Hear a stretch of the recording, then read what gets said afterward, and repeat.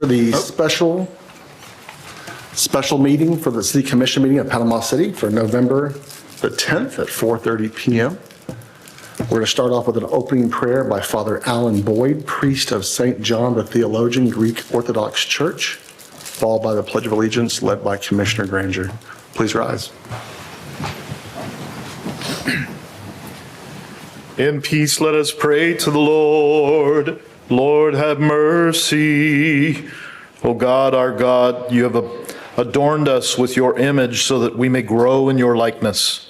Through King David, you reminded us that the counsel of the Lord stands forever, the plans of his heart from generation to generation. You also taught your wisdom to Solomon, through whom we are instructed. Many plans are in a man's heart, but the counsel of the Lord will stand. Look down, even now, O Maker and Creator, upon this city commission, and grant these favored leaders wisdom and understanding, that they may glean guidance from your will. Warm their hearts in love for you and for the people in this city who depend upon them. Guide them in the ways of beauty, truth, and virtue, protecting their hearts from all malevolence. Unite them in one mind and in one heart, and let mutual selfless appreciation abide in their midst. Bless them for the doing of good and useful things. Grant them peace and serenity, a unity of spirit and fruitful action, and all those things needful for the good of our Panama City and for the honorable partnerships needed for the rebuilding of our city marina.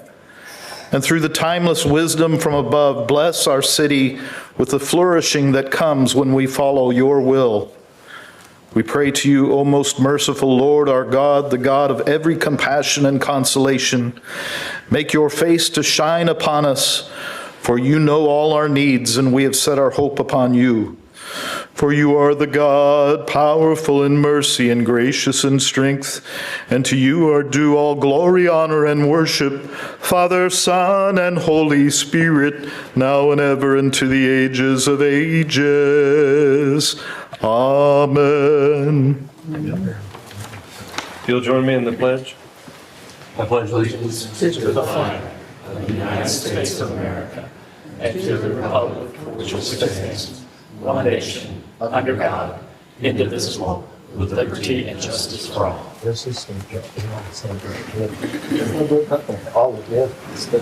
New plans for the record. Please call the roll. Mayor Branch. Here. Commissioner Granger. Present. Commissioner Street. Here. Commissioner Hughes. Here. Commissioner Lucas. Present. Mayor, you have quorum. Thank you.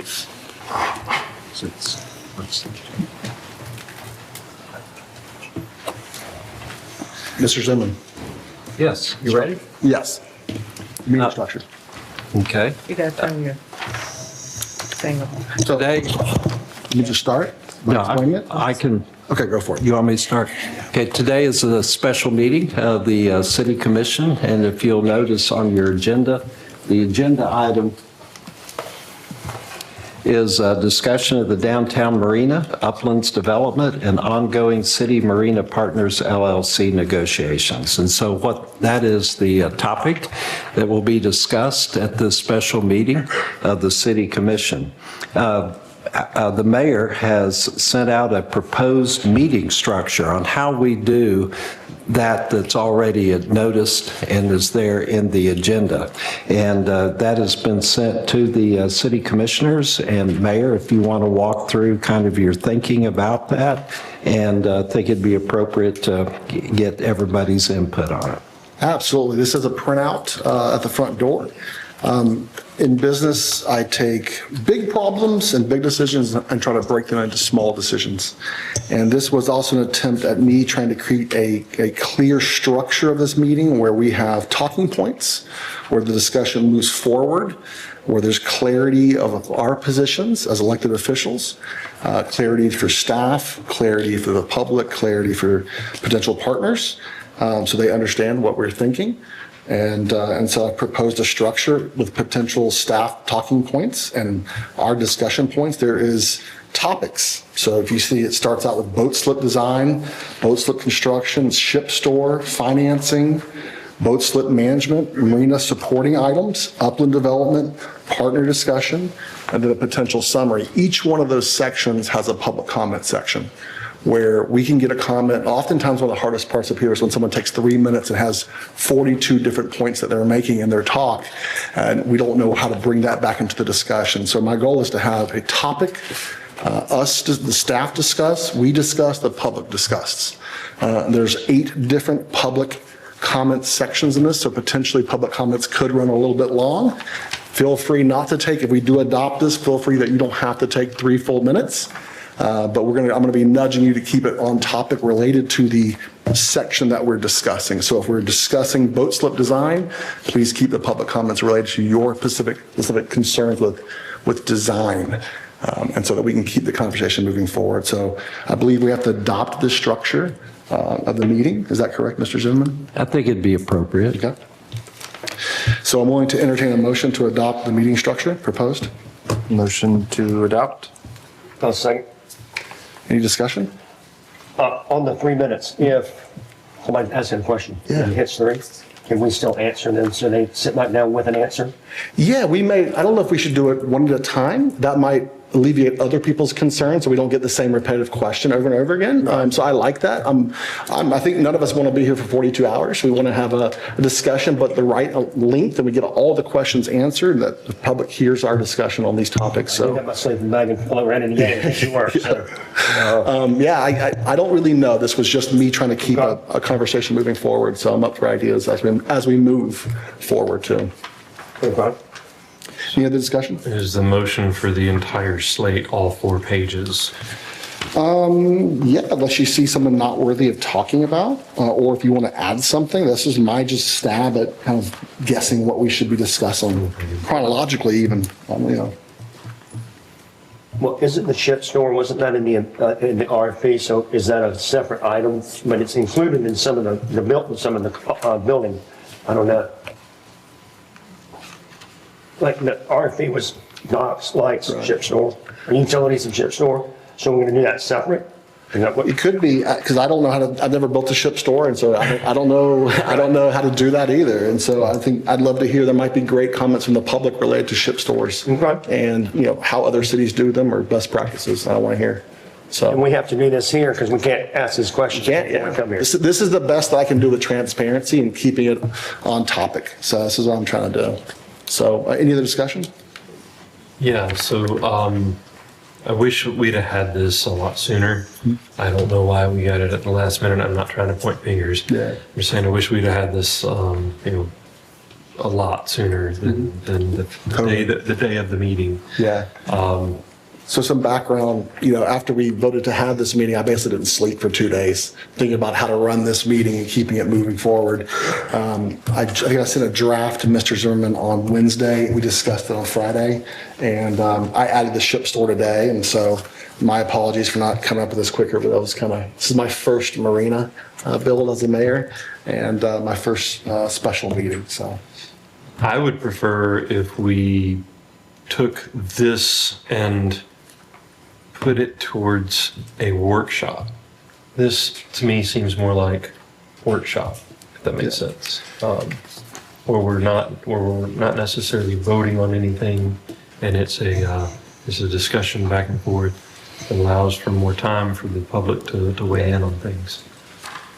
Yeah, I don't know. I'm up for feedback. Maybe it should be. Go through it and see what we get answered tonight. Yeah. Because in a workshop, you can't take any action, right? Correct. No. Correct, yeah. No, I'm not saying we're taking action, but if we see that we get a lot of information from these guys. Because I thought about that too. That's why I made the motion on a meeting rather than a workshop, because we don't know what's going to happen.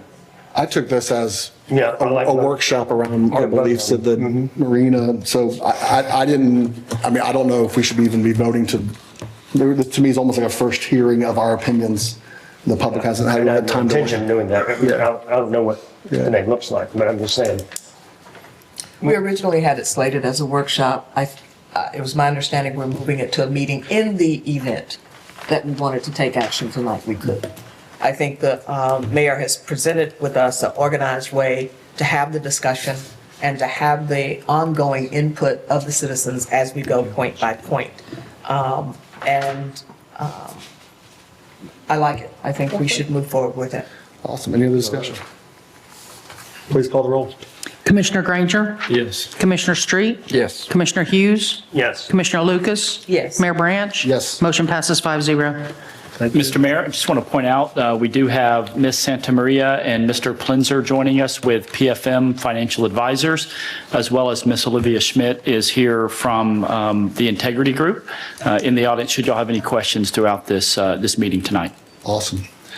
Please grab a handout if you don't have one. This meeting will make a lot more sense if you have one of these. I believe they're at the front door.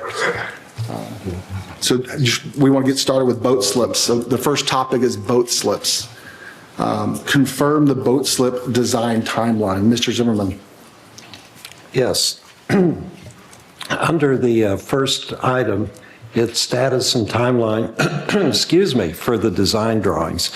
And there's, and everyone should have the proposed meeting structure as well as a CMP term sheet comparisons along with term sheets. I think it's 1 through 5, just to know that it's out there for you if you're interested in having that. And also what was attached to the agenda and is there online is as there's a link to a variety of documents, maybe, thank you, maybe 15 documents, but it gives the history of the RFP. That first there was an unsolicited proposal, then we went through a request for proposal. We then selected CMP, and it kind of goes through the history there, as well as the term sheets. The term sheets that you are holding are substantially almost the same as what was attached to the agenda. Just a few tweaks. You'll see some language that's in red, and there's, I think, 3 different sentences, 3 different things that were changed. That's what's different than what was attached. Now, on the boat slip design, there are 2, for now, I'll talk about 2 phases to the project. And the first phase is the 50 slips. And that is first phase because we have what's known as a permit exemption. Under the rules, and the city can obtain a 50-slip exemption without a permit after a disaster. And CMP was involved, and they helped the city apply, and we obtained that exemption. So the 50 slips, once it's designed, it can be constructed. So the timeline for that is that I think it was 3 months ago, the city confirmed that it wanted, maybe 2 months, it wanted St. Joe to do the design work. And so July 18th, Mr. Zimmerman. July 18th. So the middle of December, the design should be completed for the 50 slips. That would then, so then the city would have the design and construction could commence whenever the city is ready after the start of the year, 2026.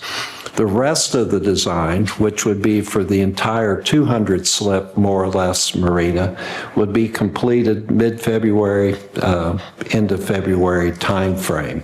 So that's, and at that point, the city would be able to submit for a permit for the entire entire marina, assuming you like there is a conceptual design that's already been approved by the city commission, and assuming that that's what you want and you'd sign off on the final design, then you'd submit for a permitting at anywhere from a year to 18 months, maybe a little bit less, maybe a little bit longer, but it takes a while to get the permit for the entire 200 slips.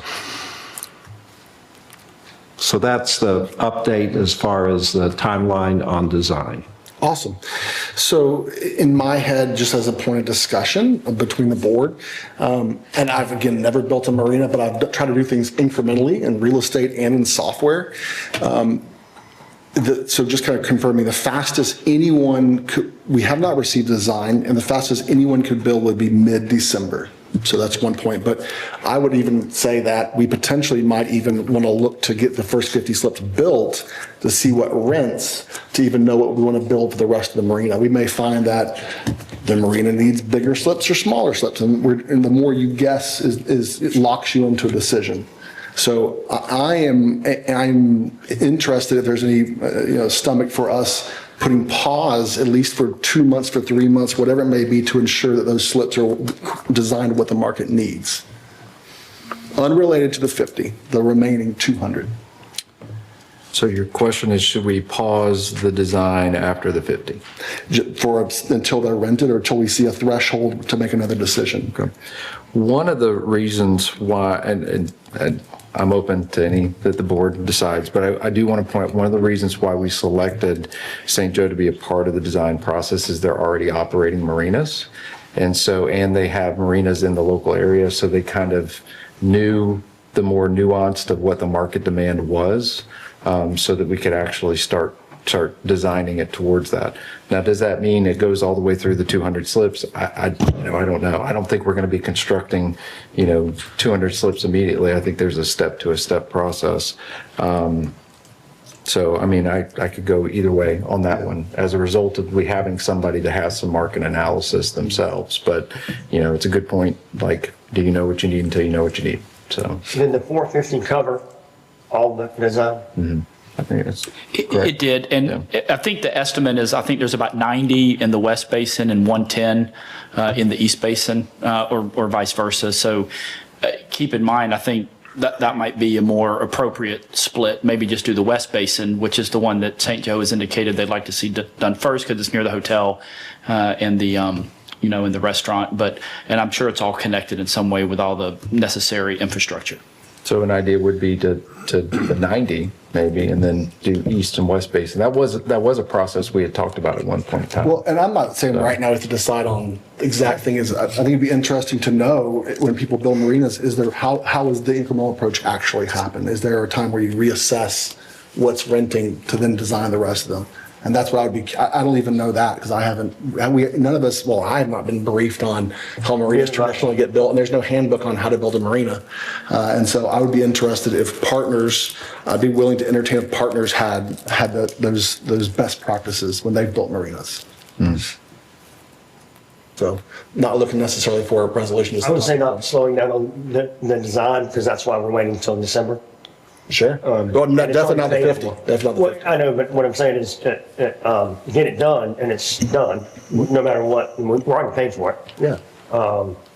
And that when we have that, and we have a concept, that's the one that we follow, is that right, guys? The concept for, I think y'all voted on, is that the one that they would go right? Yeah. Okay. I mean, if you think about it, there is a process that we follow that has involved public feedback and picking each one of those things, but there is an element to this that is determined by what the market demands too. So what the best mix of that is, I mean, I can see a phasing approach that, I mean, one of the things that I'm most focused on is that we start construction in December. As soon as we are able to actually build something, we build something. Like that's the biggest thing that I care the most about. Yeah. Boats, I don't think that the market is going to shift drastically in the next 5 years. I don't even think it's going to shift drastically in the next 10. I think that what we've heard before out of some of the folks that do build these kinds of things is that you build big, and then because you can put a smaller boat inside of a bigger wet slip. But if you have a 40-foot boat and you only have two 40-foot slots, then they have to go somewhere else. Makes sense. But a 20-foot boat can fit inside of a 40-foot wet slip. So for me, I really would rather not pause on anything if we don't have to, and I'd rather move forward as quickly as possible. Yeah, I like it. Any questions from the public related to the boat slip designs and the information you've heard so far? Yes, sir. Come on up. Just come up to the mic. Yes, sir.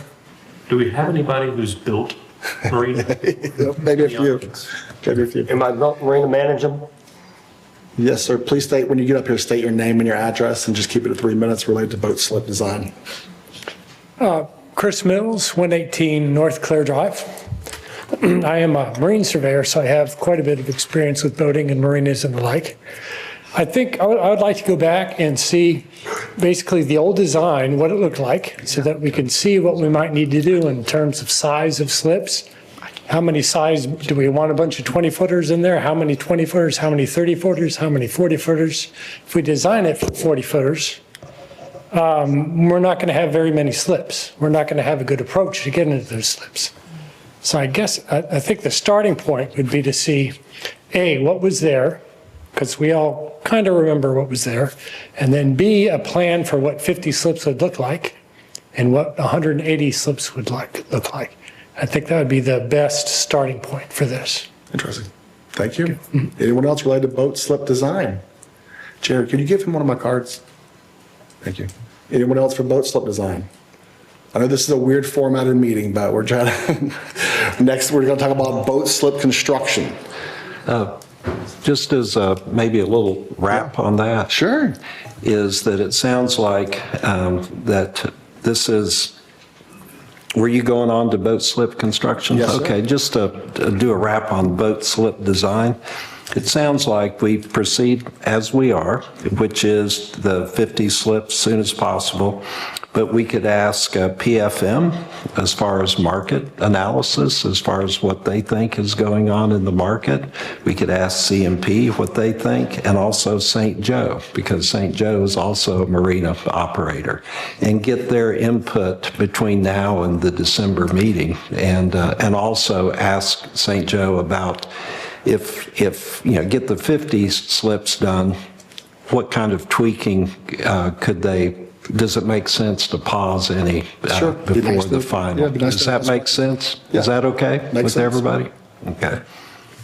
Thank you. Thank you. Congratulations. Yes, ma'am. Come on up.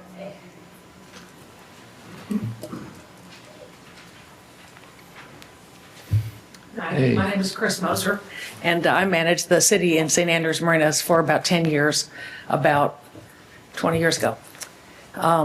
I just would like to see those 50 slips in the context of that entire side. And I get that St. Joe needs slips there.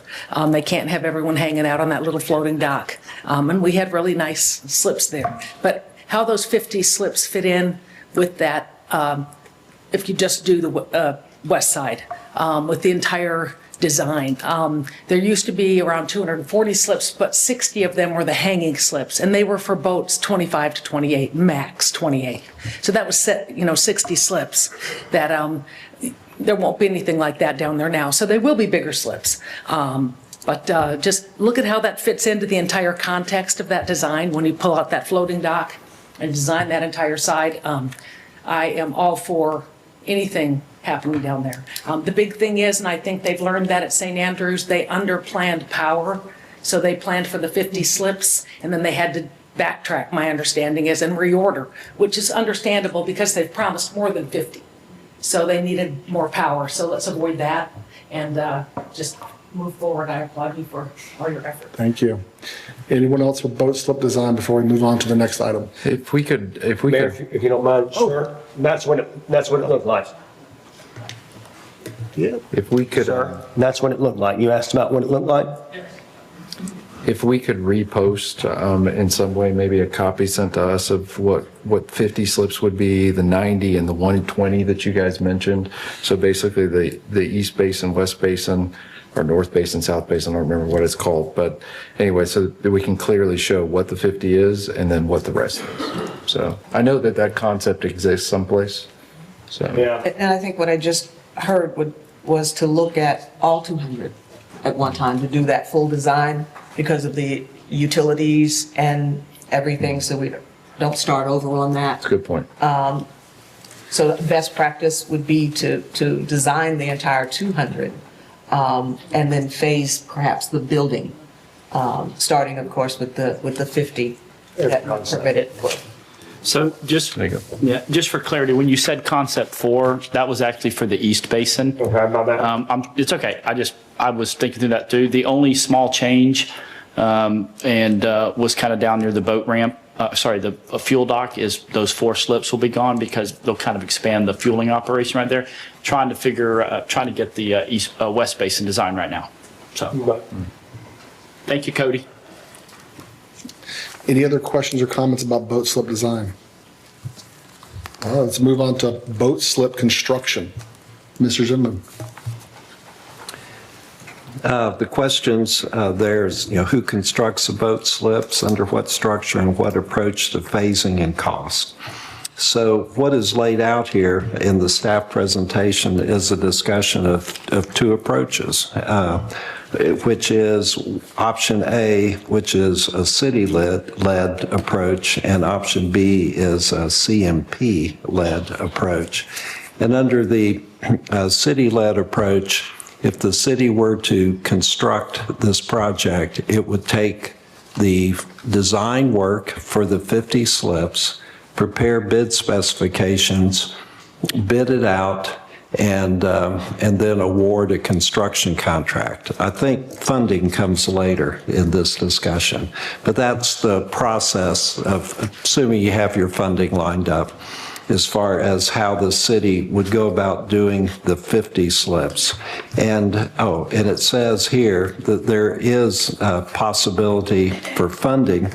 You could use the Truist loan. The city presently has a $150 million loan that is a kind of a cash flow loan. As it builds projects that are FEMA funded, it then gets reimbursed those money, they reimburse the loan or they pay that off as the money comes in from FEMA.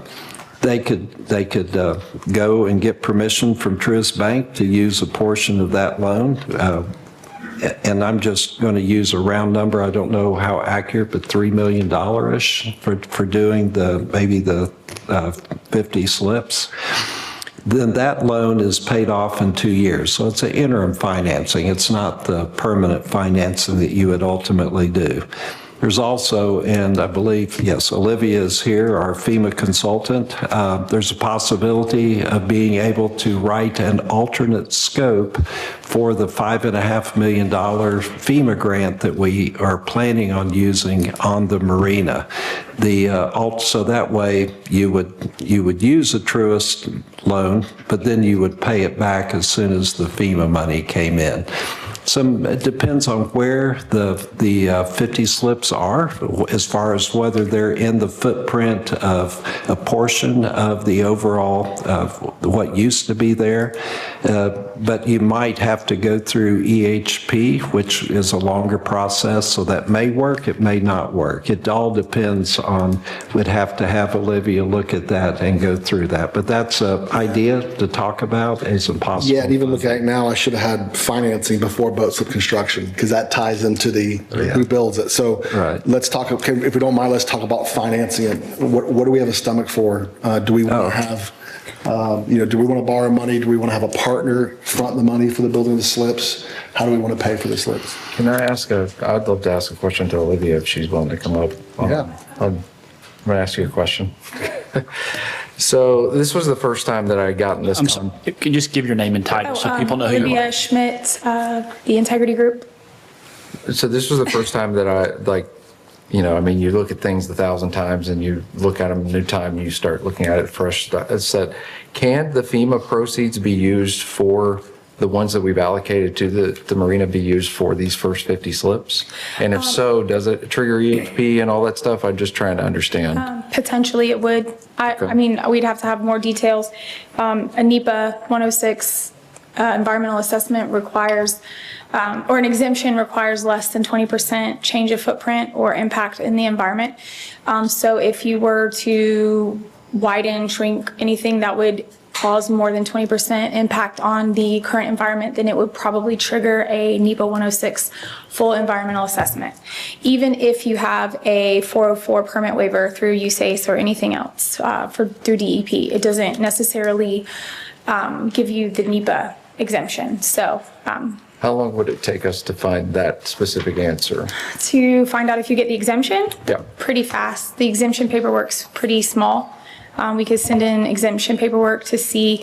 The issue would be that you would have to have pretty significant plans Because they, when you go to put a building in, you have to have full schematic design up to 95% before they'll even entertain it.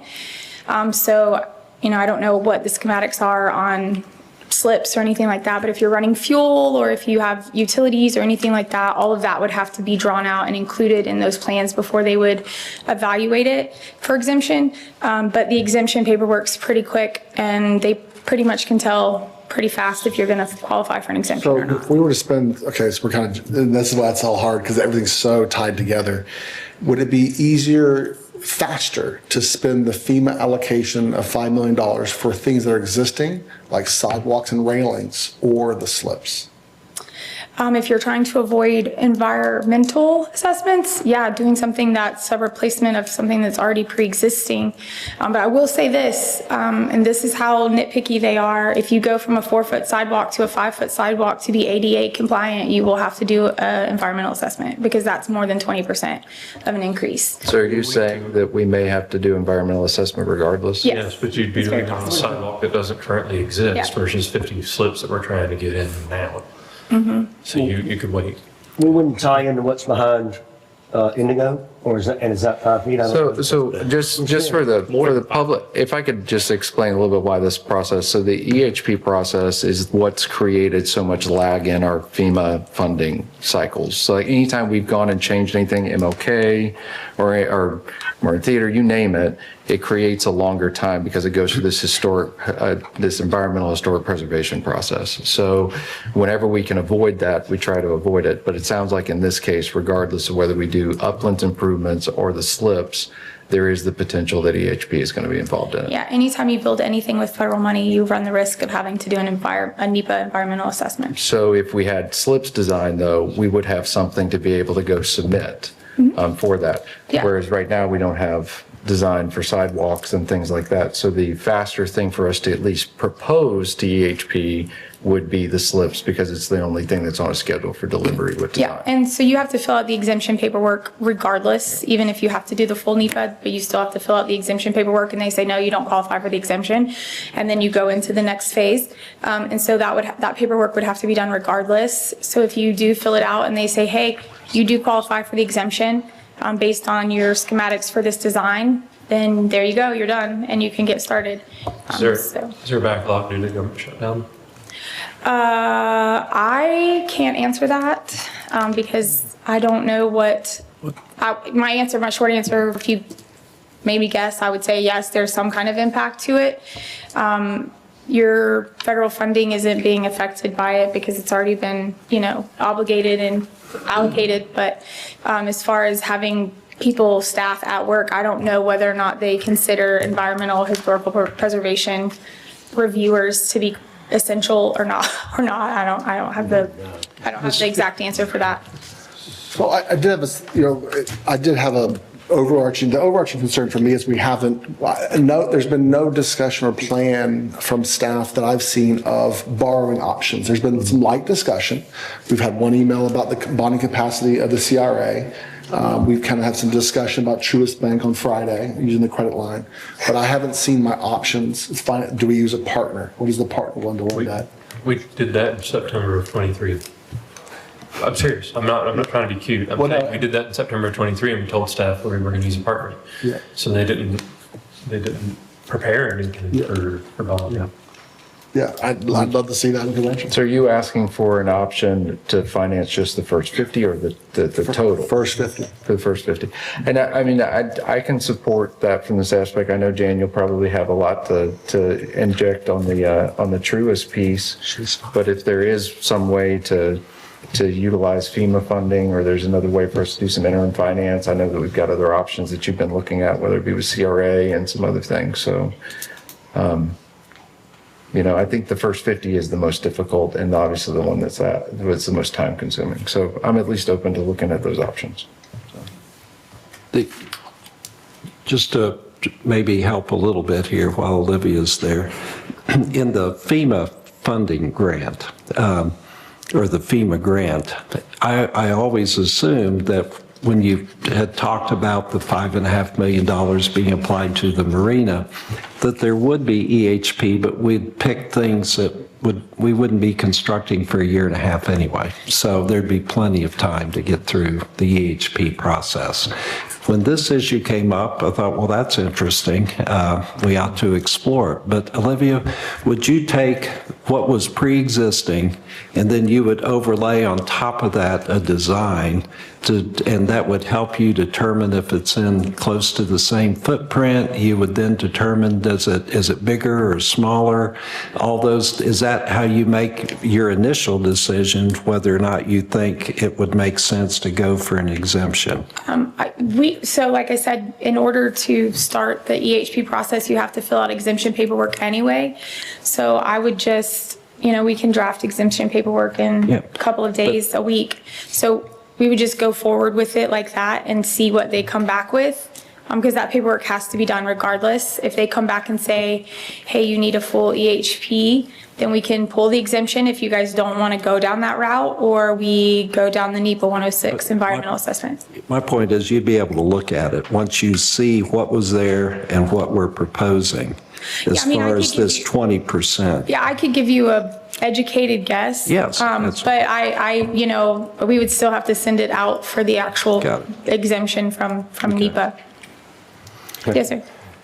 And if we take the 5.5 million and put it where we talked about on the utilities, and we have the permit, and let's say we get a partner in the bill, can we start in December, or do we still have to go through the EHP process we don't have to go through that on the slips, right? It depends on what money you're using. The 5.5 million, that's going to go to the utilities, so that we've already voted on. Do we have to go through the EHP process on that, because the marina has not? No, yeah, if you're going to use federal money, we have to go through an exemption. And wasn't that one of the reasons that y'all, at that meeting, that it was a timing thing, and you had money coming in? Yeah, Also, there's a lot of this that's timing, but now listen to what Nevin was saying. And what Olivia's saying. What I'm kind of gathering from this is the costs are costs. It doesn't matter whether we're spending the FEMA money on uplands or whether we're spending on the slips. It's getting spent on the marina. And so whatever the cost comes in. 3 million, I think, is what Nevin said on the That's paper. what I said. Yeah. But I don't, CMP would be able to tell you their estimate. I don't have an estimate from. So, but the point is, you can't do anything with the FEMA funds until you have a design plan. The first thing to come out of design is going to be the slips. So it would make sense that as we're going through the bidding process or the partner, whatever it is, to submit it, let Olivia take a stab at seeing, hey, will this be permit exempt, so that we can draw down those funds faster and not have to pay the interest expense for another year to go through some other. And if they come back and they say, no, you can't, then it comes back to us for a discussion of, do we want to proceed forward with marina funding, lending funding, something else funding at that point, and move the money and apply it to the next thing that we get engineered, which might be the sidewalks, which might be the parking, which might be the electrical, whatever it is. But you can't go through the process to access that $5 million. What I'm clearly hearing, we can't access that $5 million until we have something designed that can be submitted to FEMA. Yeah, because we're going to have to change. Yes, because we have to submit an amendment to change the original scope of work from what it was to use the $5 million regardless. Once you initiate an amendment to change that scope of work from whether it was the, the bulkheads and the other project that equaled the 5 million, once we submit the amendment for that, it's going to have to go through the EHPQ. So when it gets to step 7, which is the EHP, it will either be exempted or it will be pushed into a full environmental assessment. So changing the scope of work is what initiates the need for environmental. You cannot submit for an amendment until you have a new scope of work, a completed scope of work. We can't just go in on a theory. Your start date moves back how much? When you were talking, you said. It doesn't move back in. Yeah, as long as you have, we can submit it within a week of you having the design plans. Yeah. I don't know how fast they'll work through it in the holidays, but I'm saying getting it off of our plate and into their court, couple of days. And in theory, we could go out to bid during this process if we wanted to, too. We just may not have an answer. Yeah, if you're flexible with your funding source, sure. Yeah, but if you're waiting on FEMA, Right. not a good idea. Right, yeah, you can't start work. I would not break ground until you had an exemption. So it if seems to me that's the money you we want to use. Fast track, we need to talk about whether we could use the between 3 to 5 million based on what the costs are from our current Truist funds. If that's available, we can get this moving, get the 50s going, and while the design is being complete, and we start this process with the FEMA. It seems to me if we're going to start with FEMA, we already know we're going to anticipate some delays. What's the interest rate on that loan? The new interest rate? I have to look. You pulled off a miracle and you don't remember? It went down. Well, Interest rates have changed. It went It down. went down, I know. That's what you need to So remember. really that 3 million turns into 3 million plus interest. Sure. And so that's a number, there's a cost that we need to factor in if we were going to think You about said, that. what, from 7.5 to 7.25 or something like that, it went down? Yeah, and it's gone down again because interest rates, every time the Fed cuts a quarter Adding, percent. again, I've always said from the very beginning, by going through this process, we might end up in the exact same spot with asking a partner to pay for the construction of the marina. But my point is that decision would come when you have a cost, you have a design, and there's construction cost, and you're weighing in other funding mechanisms, going, yes, if we fund it through our loan, we're paying interest and all that thing, and so you're able to look at the full picture that way. When you have build costs, when you have a design, build cost, and other funding options, then you can look at all. But the fastest way is to use the line of credit, no closing costs and things like that. But to me, It's also the most risky long-term. I'm sorry, Ted? It's the most risky long-term because we don't currently have a way to pay that off, right? So we're going to ask FEMA for a exemption, which they're likely to So we decline. don't ask FEMA for the exemption, we ask NEPA for the exemption. Okay, either way, we're Yeah, going to ask. it's in a FEMA queue, but yeah, it's not, FEMA's not the one who exempts us, it's, yeah, the National Environment Protection For an Agency. exemption, which you said, that if we deviate from more than 20% from original design, I mean, I haven't looked at it, we're pretty sure we're over 20%. Yeah, just a wild guess, right? so that's a concern on using the FEMA money for the wet slip.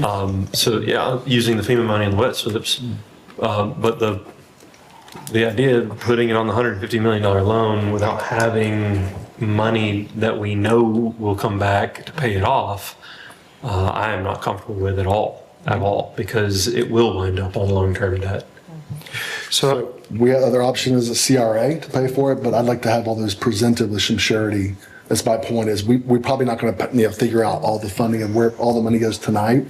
But to me, I'd like to have those options back to us. I will say this, I do think it doesn't cost us anything to ask. Yeah, agreed. And I think what you may find is they may look at the entire basin and say that was the impacted basin, so you can move things around in the basin. Or they may look at it by the post and they may say, no, you can't because you moved the post a foot. You don't know what their response is. And it's the same thing on the sidewalk too. They could look at the sidewalk and say, well, it's wider. Or they could look at it and say, well, you had parking right beside it, so you really didn't change any ground disturbance of doing that. And so I don't think it hurts to ask, but to your point, I think there's other sources that we could identify right now that could be utilized for that, whether it be Truist, whether it be CRA, bond, whether it be any of those things. So Any discussion related to money? So I just like to add, Commissioner Granger remembers correctly, we have received past opinion that this would trigger EHP. And I want to clarify, you're saying a NEPA exemption, not an EHP exemption. So the NEPA is the environmental assessment Right. that FEMA pushes. It's a 106 assessment. It's environmental. It's through the NEPA agency, or it's through the Environmental Protection Agency. So, but that's what, when FEMA does an environmental assessment in the EHPQ, that's what they're doing, is a 106 assessment. So I agree with you. If we don't ask, the answer is always no, right? If you don't ask, it's always no. But I wouldn't bet any money on this. So what I'm saying is that we shouldn't hang our hat on them giving us an exemption. We need to find alternative paths forward.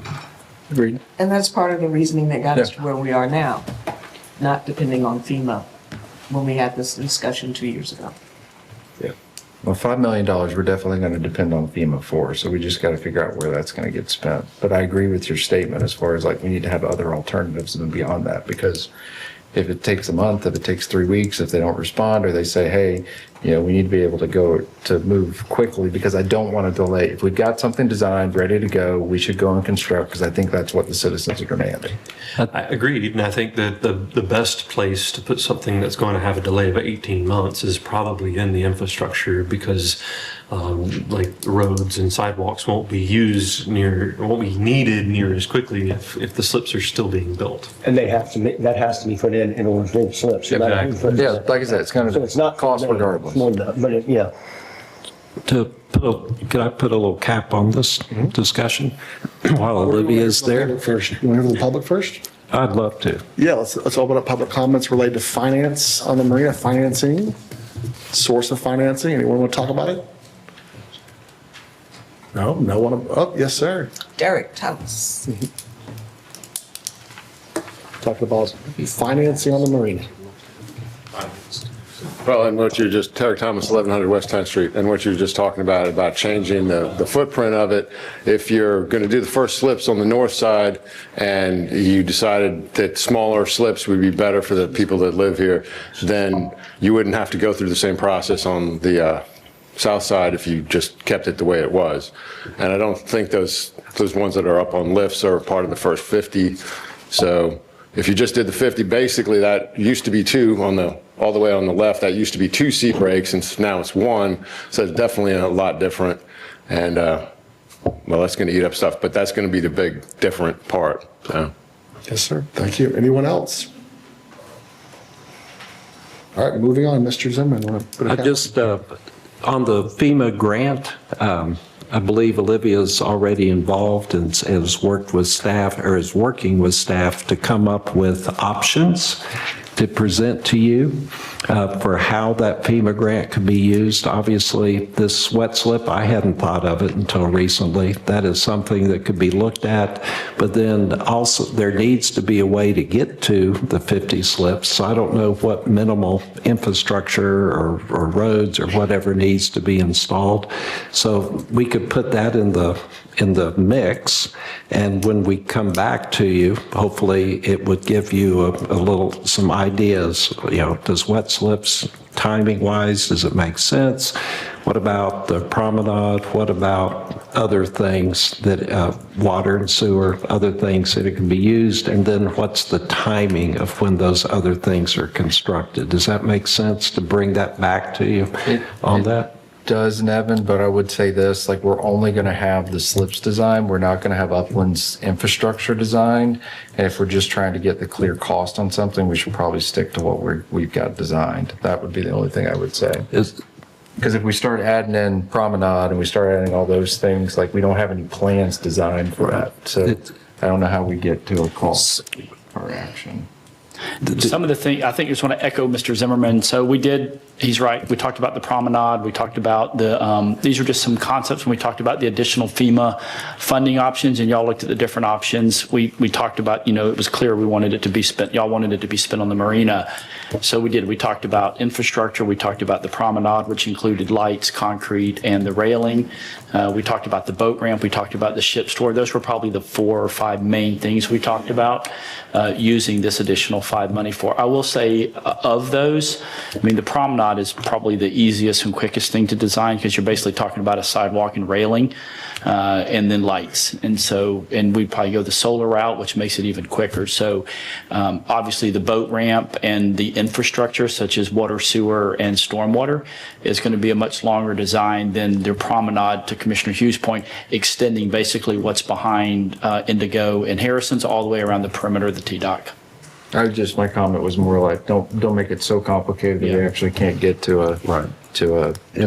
And I wasn't suggesting that staff would be going ahead and asking anything from FEMA yet. Would be bringing back to you, because there needs to be an alternate scope written and approved. One of the things we could look at is St. Joe design, and that might take some of the money for phase 2. No, they're just doing, and it might be cheaper for them to do it now, just utilities, while they're out there working. I don't know. But not having the design, that's one more stop point that when it's time to go, you're gonna wait on it. Getting it all done as soon as you can is, if it has to sit for a minute, at least we got it. Would be my thought. That's city financing for, construction and financing for 50 slips. We talked to Joel Tyndall, Mayor, as far as any financing for the entire thing, as far as the city. But to stay on the 50 slips, there you have received different term sheets from CMP. And if you look, you can, like, for example, the term sheet 1 is very similar to the one you received in September of this year. And the first 50 slips would just be built. There wouldn't be any financing directly by the city on the building the 50 slips. But there are different, that's on term sheet 1. There are different provisions on the other sheets as far as how much the city pays or doesn't pay, or how much revenue the city receives and all. But I just wanted to make that point. As far as financing the entire marina project, if you use the number 15 million, now that's just the wet slips. There'll be a need also for uplands improvements of, let's just use the number 10 million. So now we're talking about 20 to 25 million. The proposal would be that you do, if you went and you use the Truist loan, you know that you have 2 years to pay it back. And we hope that we'll be able to pay back most of the $150 million loan as FEMA is making reimbursements and replenishing that. That entire $150 million loan is due in 2 years, essentially. So what do you do in 2 years? You could look at the possibility, explore the possibility of, in a year and a half, doing a bond issue or a bank loan that pledges, if the city wants to build it, and if you would pledge revenues off of the marina. Don't know who operates it, don't know if that's profit, don't know if that's all a gross revenue pledge, we don't know that. But also you would need to pledge other revenues, which would be what is called a covenant to budget and appropriate. And that is, nobody knows today how strong that is. Obviously, if everything works out in a year and a half, 2 years, and that $150 million bond issue or loan can be significantly paid off, we should have, I was talking to Ms. Smith about it this afternoon, shouldn't be an issue. But we don't know yet how that will all end up. So you would be looking at pledging revenues off of the marina. You could go talk to the CRA, you could talk to the DIB, see if they're willing to contribute anything. And then you would also do a covenant to budget and appropriate. That decision isn't made today if you decided to go ahead and spend money to build the 50 slips, but you know that that money that you are borrowing for 50 slips comes due, and that you would have to have an overall financing in place before you could build the remaining 150 slips. And none of the money off the slips can come off the marina, right? It has to stay there?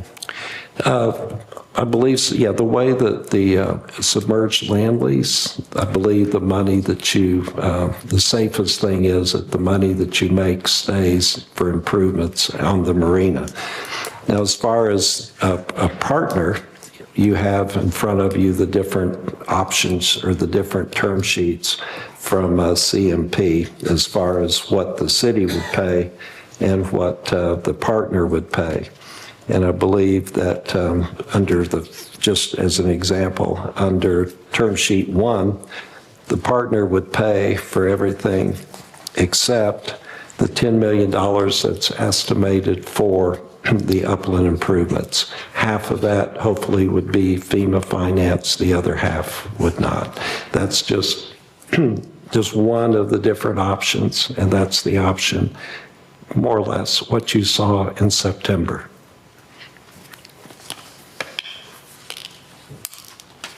Why is that finance? Or is that we spend it and they give it back to us? I thought that was the 5 million that they're giving. Okay.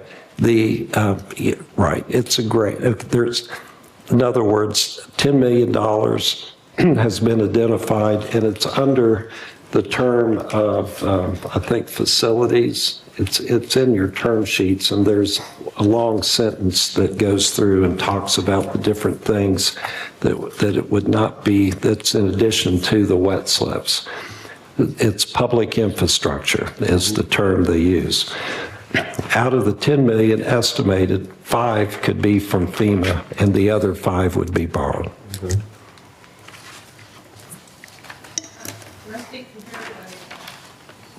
Come on up. You want to talk about money? Come on up.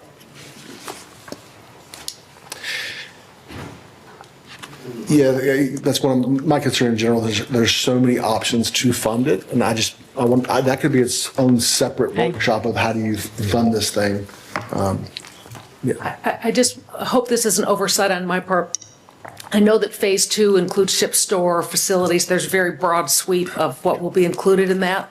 But for the first 50 slips, where are the bathroom facilities that meet all the codes and everything, and just ensure that's factored in there?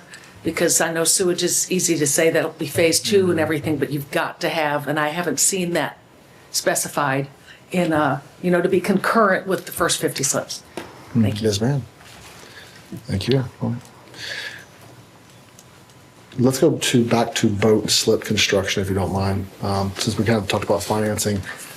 Do we want to go back over option A and option B, or do we want to just talk about philosophically, when do we decide who builds the marina?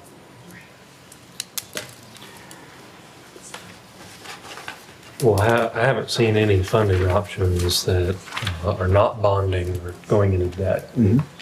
So I'm not supportive of anything that would cause us to go into debt long term. I mean, it's just, it doesn't make sense to me we cut 8 million in expenditures this last budget cycle. We're looking to have to cut 4 million out of next budget cycle. So where are we going to get the extra money to pay on the loans? And we might even be able to get a deferred payment, or we don't have to pay on it for a couple of years. But the point is that we still have to come up with the money to make that payment. And that's right. That's a position I'd rather us not be in, personally. I heard him say we have to pledge, future. Yeah, but, okay. And then we have a situation. 61% for sales tax. Those are benefits that we're going to get, potentially, that we're going to put towards debt. That's a concern. I'm supportive of looking at it from an interim financing place, because the first 50 slips are interim in and of themselves. And so, we went through the same thing in St. Andrews, whereas there's a huge gap between 50 and 160, even in your operational cost. And so, looking at it from the perspective of how you get, it maybe you only need the interim financing for 6 months. Maybe you only need it for a year. Maybe you only need it for 2 years. Those interim financings definitely simplify what you're trying to problem solve later on, what I'm seeing here. So I think that we should at least consider some type of interim financing, like mechanism to get these first 50 done, so we don't have create a delay. I forgot about the 13 million. That's also, we've got that going on to long-term debt. Right. So I'd rather us not put ourselves in a position So where Mayor, we help me have connect the dots. long-term. My bad, I'm sorry. Help me connect the dots. Offer, you say, what's the best way to fund it? They've made 5 offers to us. I think what we're talking about is the slowest, most expensive way to the city. So I'm trying to connect the dots on why that's worth exploring, when there are other options that are less expensive and faster to get there. And to Josh's point, starting in December, that'd be great. Yeah, then I quit getting hazed about putting balls in the ground on the video that I had. But that gets us there a little bit faster, and obviously with less expense or zero expense to some degree. Can you help me with that? Yeah, a lot of this conversation is, when do you couple up decisions? There's, when do you choose a contractor? When do you choose your financing? Because you can couple those two decisions together. You can couple who builds it with how you finance it, because they're willing to, in the term sheet, fund the construction themselves if there's a deal of management. And so that, to me, is when you make that decision, is after when you have a design for the thing, when you know what it costs to build it, and you know all the different options for funding, then you have a discussion of funding it, building it, and managing it, or maybe just funding and building it. To me, those two could be coupled together. And for me, this discussion, these term sheets have always been a little bit early in the conversation. There's so many numbers on this page with details that we haven't discussed and we haven't outlined and no bullet points, that it makes me nervous to make these big decisions that actually couple design, construct, manage, and uplands all in the same package. That makes me very nervous. And so I think this is a little early. And so part of this is, as a board, when do we make certain decisions? And I don't really know. I've never built a marina. So. Okay. Is PFM on with us? They're still on, yes, sir. Who is it? Yep. Julia? Yeah. Julia? Can you switch back to the Zoom, please? Cody, thank you, sir. Julia. Julie. Julie. Julie. I missed that. Robbie Hughes. I've got a question. In your, if I came to you and said, I want to build something, do I hire you and you've got standard practices of cost, uses, layouts that you're really helping me with a market analysis and cost. Is it common practice, to the mayor's question and concern, to have it designed, we have costed out, know it, all of that? Or is that what you do for us and using your standard expertise, industry expertise?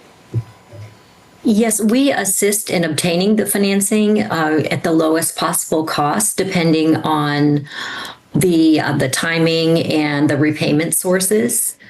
So we are not involved in the actual costing itself from a construction standpoint, if that's what you're asking. Yes, ma'am. I am, because my concern is that I've never heard it done that way.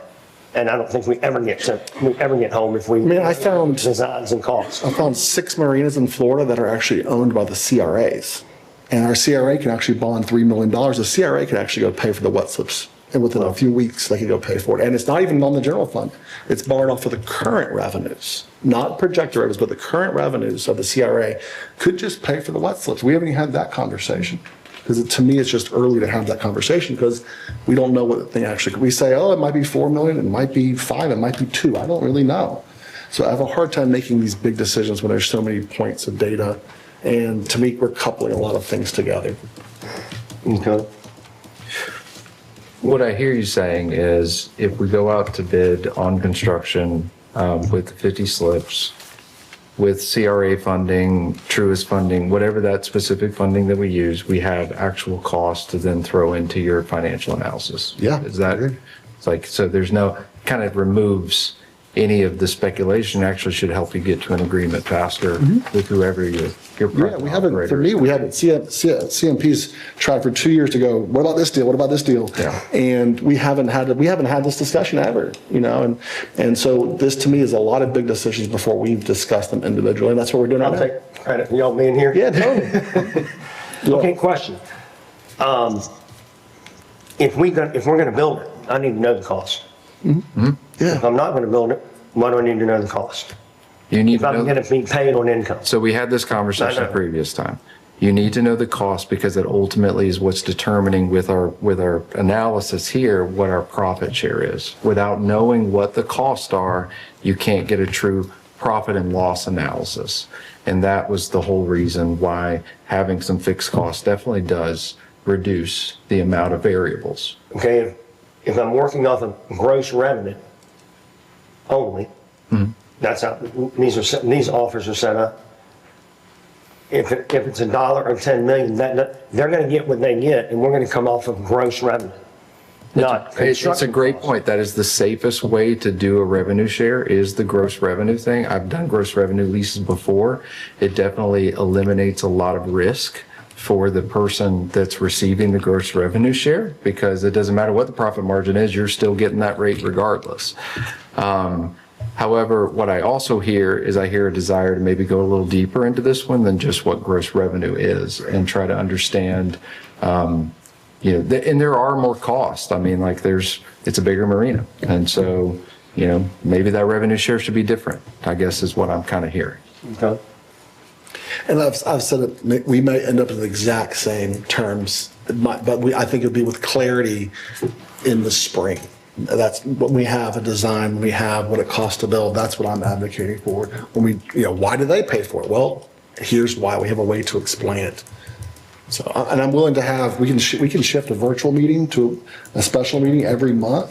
So we're talking about the marina constantly. We have a special meeting dedicated. I'm fine with that too. Whatever it takes to drive this forward efficiently, I'm up for it. So. Y'all have anything to say about? Yeah, anyone else want to talk about boat slip construction? Y'all have anything about it? Yeah. Mayor, if I could add one point, might be helpful. When the city was working on the St. Andrews Marina, the consultant we had two sub-consultants working with them. And the one sub-consultant was an operator, had a lot of expertise in operating marinas, and evaluated the anticipated cost, the O&M, the operation and maintenance cost every year during the life of the lease. The other sub-consultant was built marinas. And so that consultant looked at the construction cost, anticipated construction cost. And then that information was given to our consultant, who then said, the percentage of gross revenue, that was reasonable. I forget now exactly how it was broken down, but it was a tiered approach. But that information is used, as Commissioner Street said, to drive what a reasonable return or percentage return to the city would be on the gross revenues. Okay. I'd like to move to, since there's no other comments, move to ship store, discussion of the ship store. I've not had a conversation with anyone about when the store gets built, who should design it? Because to me, whoever manages it probably should weigh in on what it looks like, so that it's designed for something that they know it works. How do we pay for it? All those discussions. Is it necessary in the first 50 slips to have a ship store be a part of the conversation? I have no idea. You'll have gas, you'll have store probably. Yeah. It sounds like it shouldn't be a separate project due to the restroom issue. We probably will have to build 50 slips, and then if we can't lease them out because they don't meet certain requirements, then they're just going to sit there. I'd rather not be in a position where we move forward on a marina, have built 50 slips, and then we can't rent them because we haven't figured out sewer. Well, I would say beyond Ms. Chris's opinion, I'd love to hear other people who manage them, manage slips. Is that something you start designing? What I hate to do is stop the process of moving forward with construction to go to spend 6 months designing a ship store too. So could that be something we designed in the summer or in the spring? I don't know the proper times to be designing and costing out these things. With all due respect, Chris.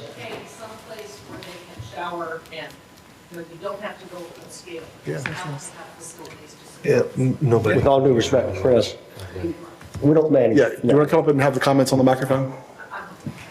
Yeah, you're welcome to. So she said, really with the ship store, she's talking about bathrooms and showers. So people who are overnighting there can shower and things like that immediately. So we haven't had a conversation about ship store, when that should be built, who designs it, who pays for it. And is that infrastructure or where in that? So that was the big variable in the term sheets that we spent some time on Friday talking about, because right now as it stands, like there's no revenue share inside of that. And that is a big part of the expense that we're putting into it of the uplands improvements, that could be a couple $1 million that's going into a ship store. So the question is, do we divide that off? Is that something that's needed? Does it increase our return? Does it make our return less? Like, those are the things that I had questions about on the existing term sheets. But I do think it's a point that, yeah, you could have, there's people that rent just slips, as long as there's public amenities that are around it. So I don't know that you absolutely have to do 50 slips, a ship store ready to go. I think we should start the design process very soon. I think that should be the first thing that we design for an upland improvement should be the ship store and fuel facilities, because that's what's going to be needed first. But that could be a 6 to 9 month process because we haven't even started it.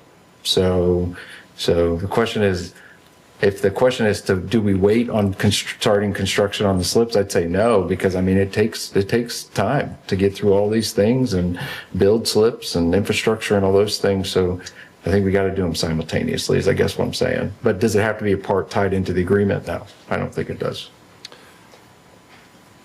I think it potentially could be coupled into the discussion related just after financing it, of managing it, because again, the person might want to construct the ship store and be a part of it, who's managing the property. They may want some say-so, or we might find there's some sort of ship store expert designer. But to me, that's not something that I would want to decide today of who's building a ship store. We haven't even outlined it. You got like 3 different groups of people working on the marina. It's just, that's complicated. It's slowing it down. It's who's in charge, left or right. Which construction areas, which? Well, you got slips going, you got the ship store going, you got utilities going, but I mean, what I'm saying is, Alan's talking about maybe bringing other people in to work, and just all I see is wow. Oh yeah, but my point is we haven't outlined even the term sheets. We don't know. We haven't started talking about. But the RFP was in the RFP included the ship store, so that's been included in their offer already. Yeah, I think my expectation was the private entity was going to handle ship store and those things too. But in these proposals, the cost is on our side of the table. So because of that is why I'm like, okay, if it's not producing revenue that's helping in the lease, then maybe we need to separate those two, is what I'm saying. fair. So, At least some clarity. Yeah. Just in general. Yeah. Anyone want to make a comment about ship stores?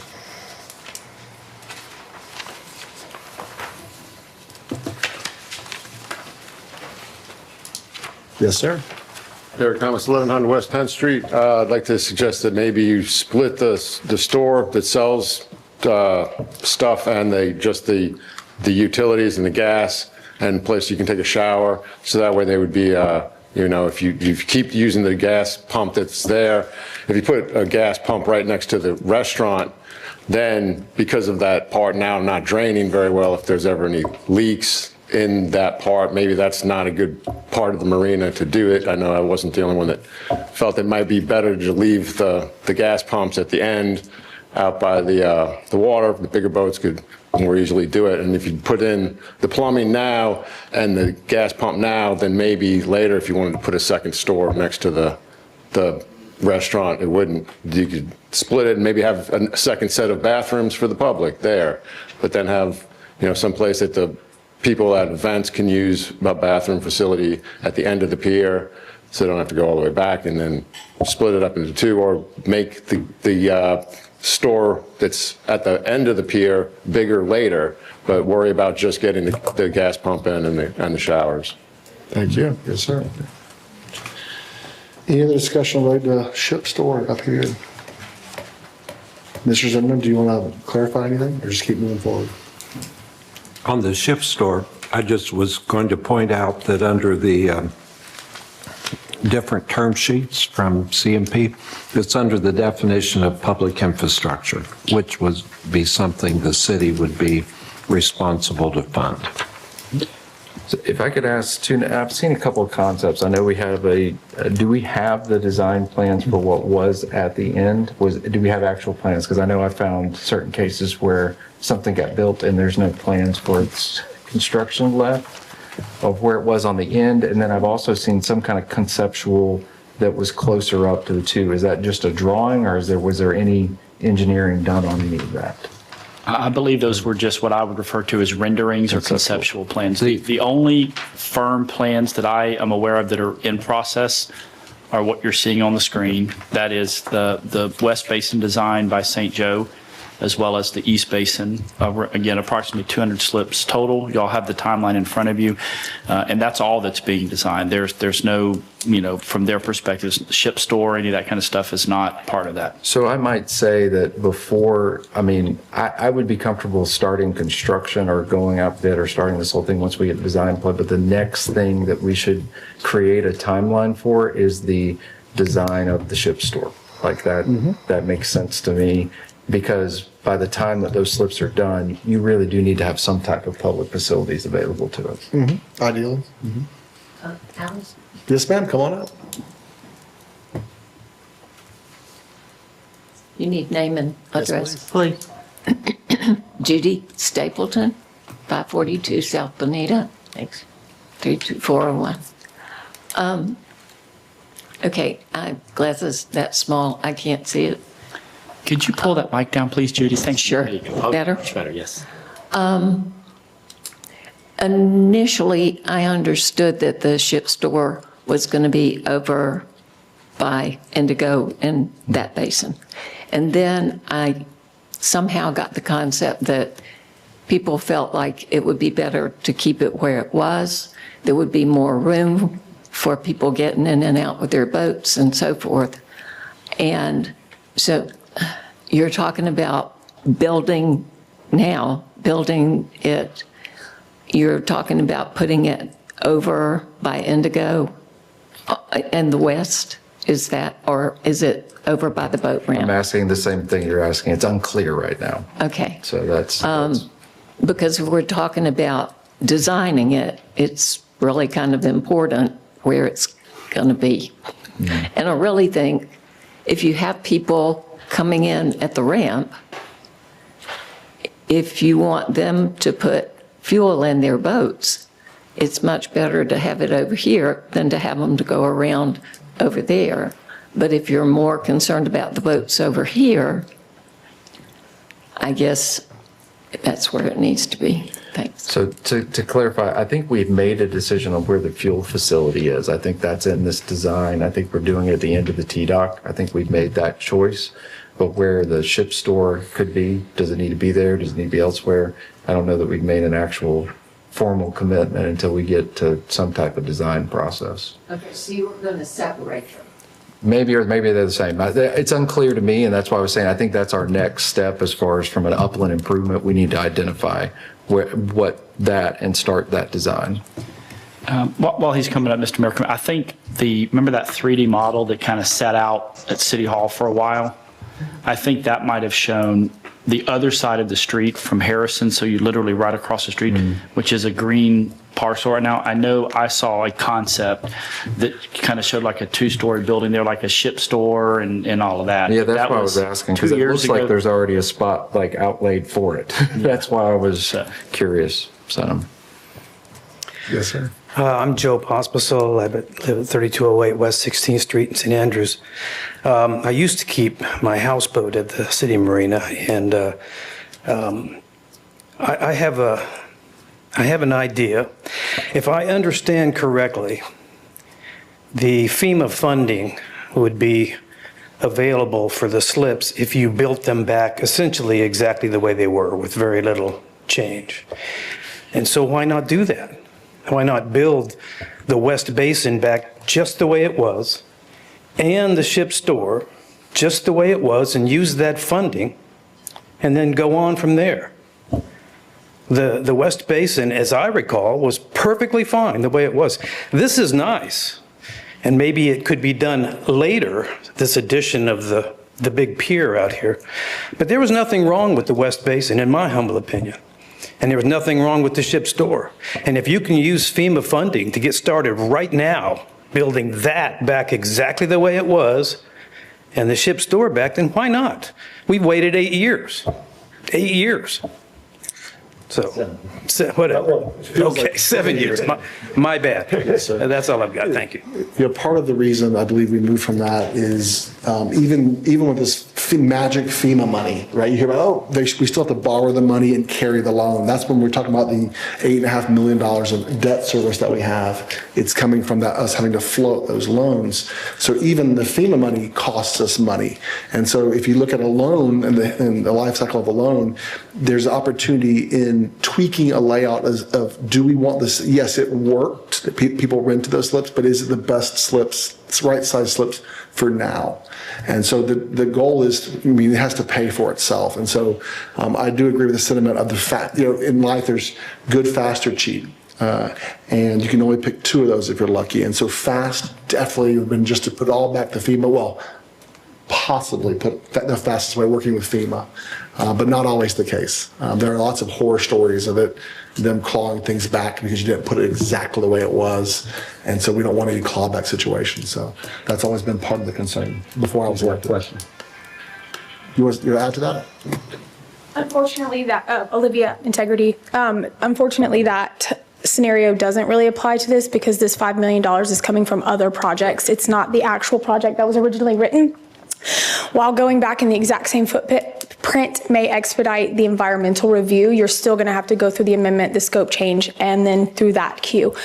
So would it be faster? Potentially, very much so, but it is not like you just using the original scope of work and we could get started next week with the exemption. Yeah. So I just wanted to clarify that. Yes, thank you. Anyone else? All right, moving on to the next section.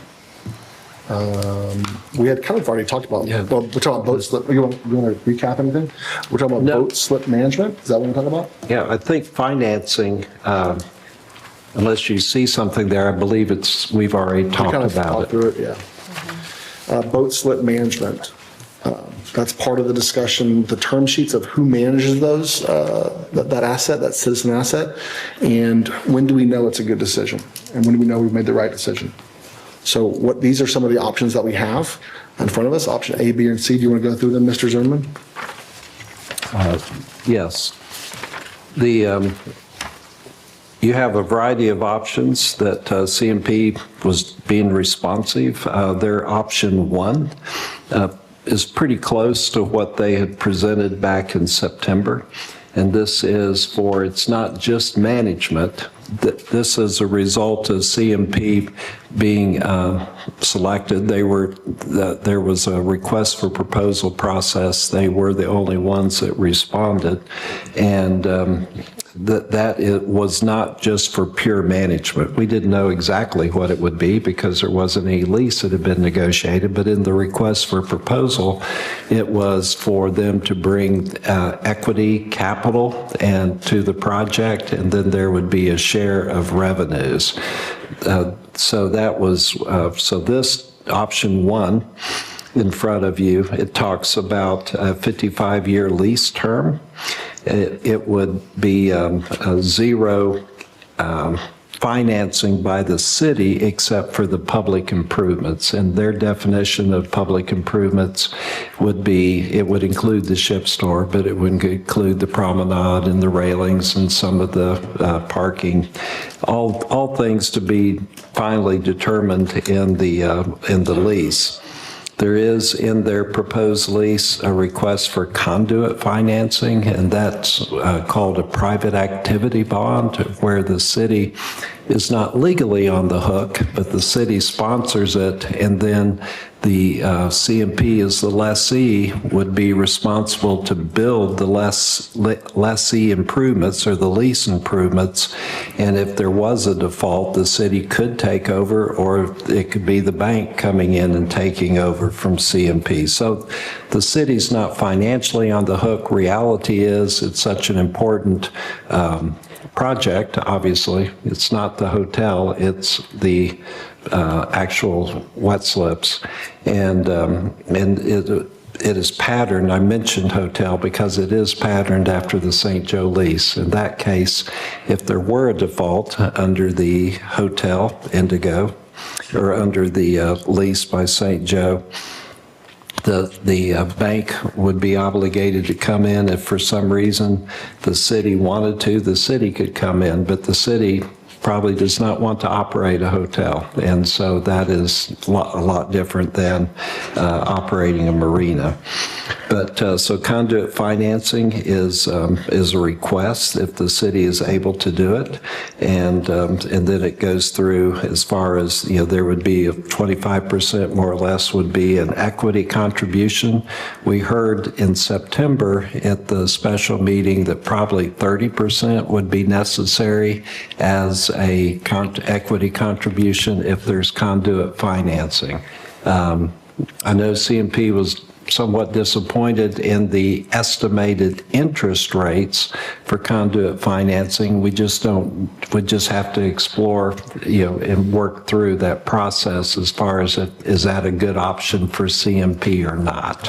The goal is that it be credit neutral to the city. The goal is that it doesn't impact the city's credit at all.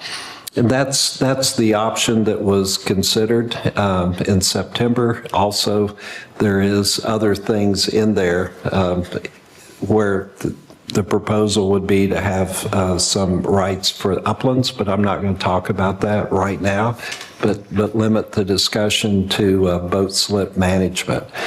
There is, if the city were to go about, if the city were to build the marina, then the city could operate it, or the city could hire a management company to operate the marina. Now, you'd have to work out how much do you pay the management company? Would you be able to make enough money to hopefully pay the debt that's associated with the marina? All those things would have to be determined. But obviously, if the management company is not paying the $15 million of construction costs, then it would be, there should be some revenues around to help pay for the city's debt. But we have not explored that. The city has not, because in going through the RFP process, we were focused on finding an equity partner rather than just a management company.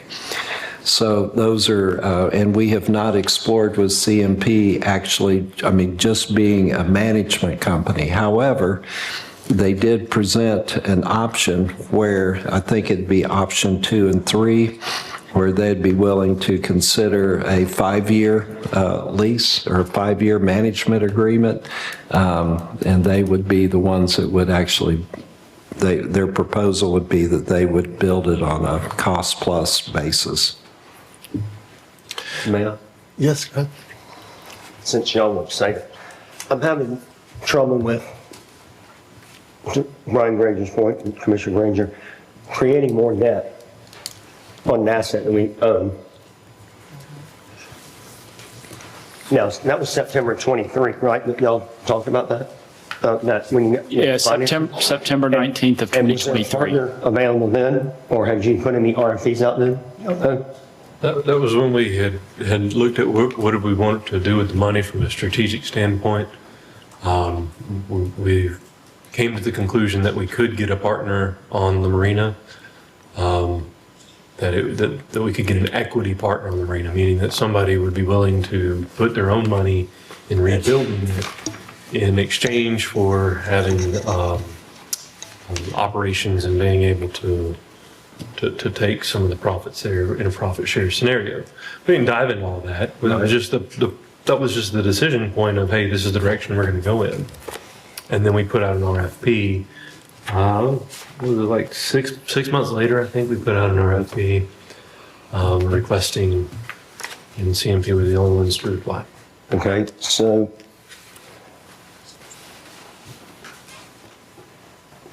the equity partner, talking with a couple of other guys, marina guys, and every one of them say, no, we're not going to put all of our money in it. Y'all gonna help out.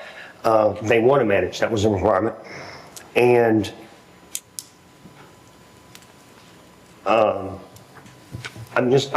in May, we were all in lockstep, well, we weren't going to manage, we weren't going to build, we weren't going to do. And we got a partner that's trying to help us. And we can't get out of our own way and try to figure out how to create $20 million in debt. That's concerning to me. Well, to me, we are trying to create a path forward. Like, that's what we're trying to do. We haven't had this discussion yet. And that's been the problem all along is, I'm trying to bring some clarity. So I can tell you out of eight, if CMP operates it for decades, or manages the wet slips, or they give it back to us in 5 years, or we manage it. I definitely don't like option C. I don't want to manage it ourselves. I'd like to hear that better. Yeah, so can we agree upon that? Yes. Okay, there we go. So option C. There we go. There's lots of, to me, the management decision comes with the time of, because again, a partner that is willing to finance the construction and do the construction might also manage it as well. And so when you look at a revenue share, you can give them, give the partner in managing it more revenue to compensate for the amount of money they have to put into the project. That's fair. And that's part of these term sheets, and they've done a great job of that. But I want the public to understand that is we have to either borrow money or they go borrow money and build the thing for us. And we have to compensate them for that with something. Right. And so, but we just never had these discussions. And so that's why I'm wanting to clear. He's got a marina manager in that group. Yeah. And I call him up and ask, when, I want to ask him a question, like, Yeah. how does that work on a contract basis versus us? Scott, is that possible? You're welcome to come up. Because I know nothing about marina management. I've owned and managed zero. Well, actually now we kind of do. But No, you manage stuff. yeah. I've managed lots of things. Yeah. Right.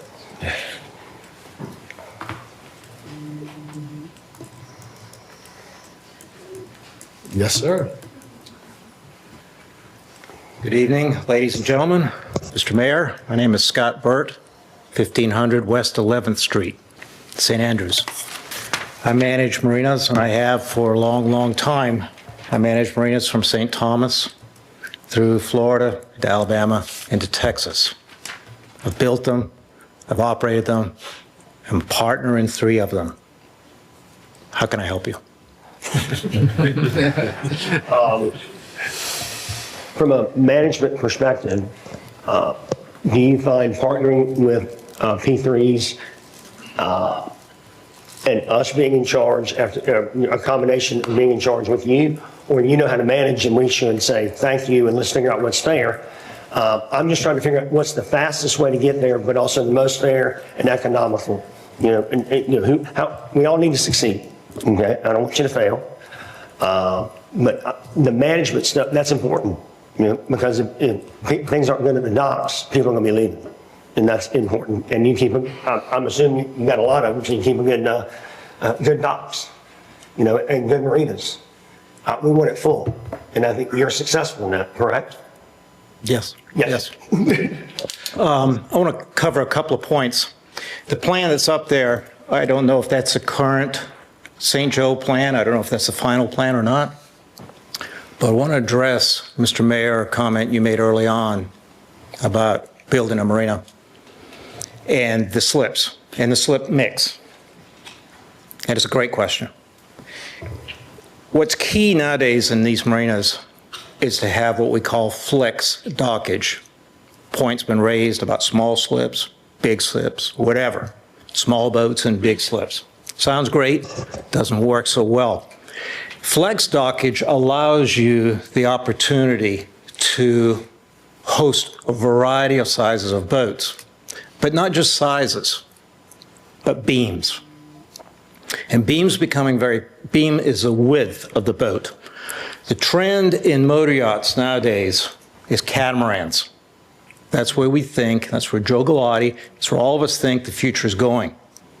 Tricky thing about cats are they don't fit into slips. Not 40-foot slips, not 20-foot slips. They lay alongside.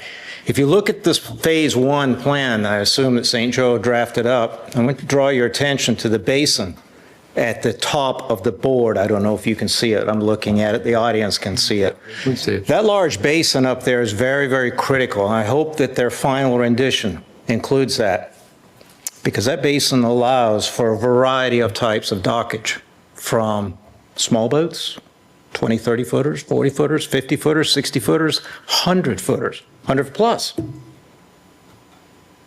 That's what you need in a marina nowadays. Notice the end of the piers where it L's around and then where it tees off. That's flex dockage. It allows for an accommodation of a wide variety of boats. That's the future of our industry. I was in a meeting earlier today in Pensacola over a renovation we're doing on a very old marina.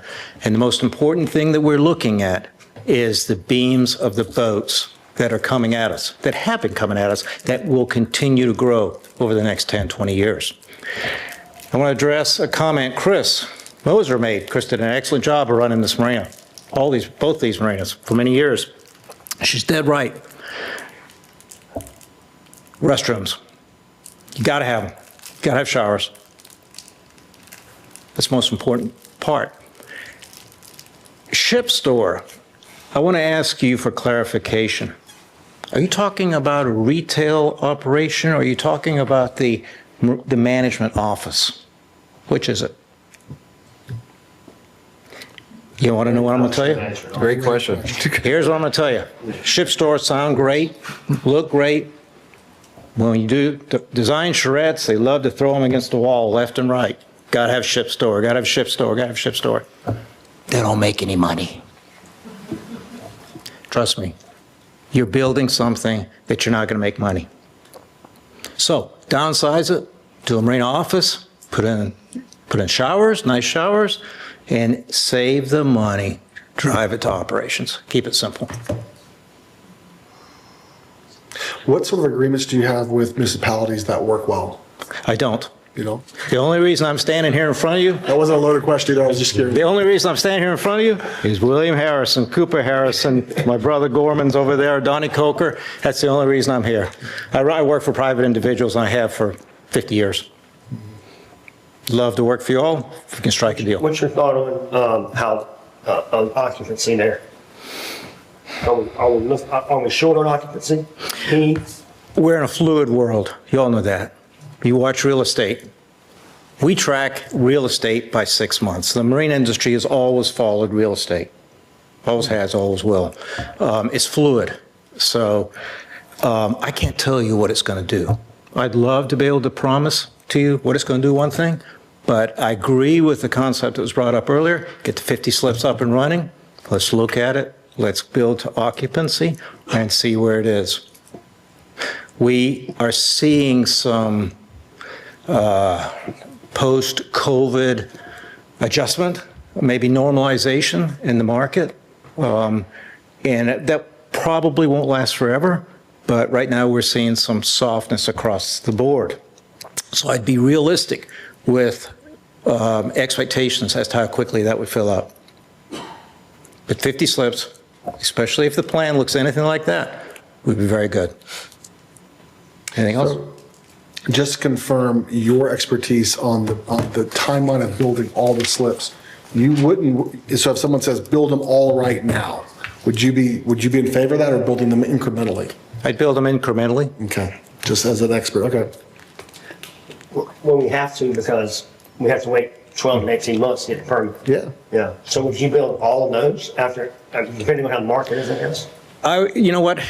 I would base that upon how quickly the 50 absorb. Okay.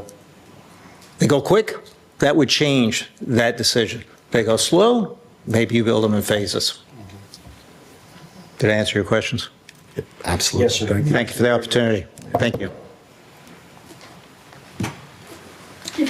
What other discussion do you want to have about management? When do we decide management? Today, or do we decide it at the spring? If I may, so just for the benefit of some of the newer members of the commission and the public, this is the timeline. This is a portion out of a memo that Mr. Zimmerman and I worked on for the staff, but going back to the summer of 2023 and to where we are with the RFP with CMP to negotiate.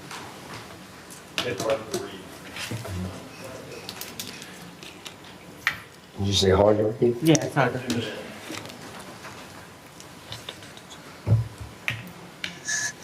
Okay, any other discussion from the public about marina management? Can you zoom in? Yes, Then sir. scroll very slowly. Like Star Wars. Yeah. Derek Thomas, 1100 West 10th Street. I think the biggest question I would have, the difference between option A and option B. Option A, it doesn't say what the percentage is that you're getting.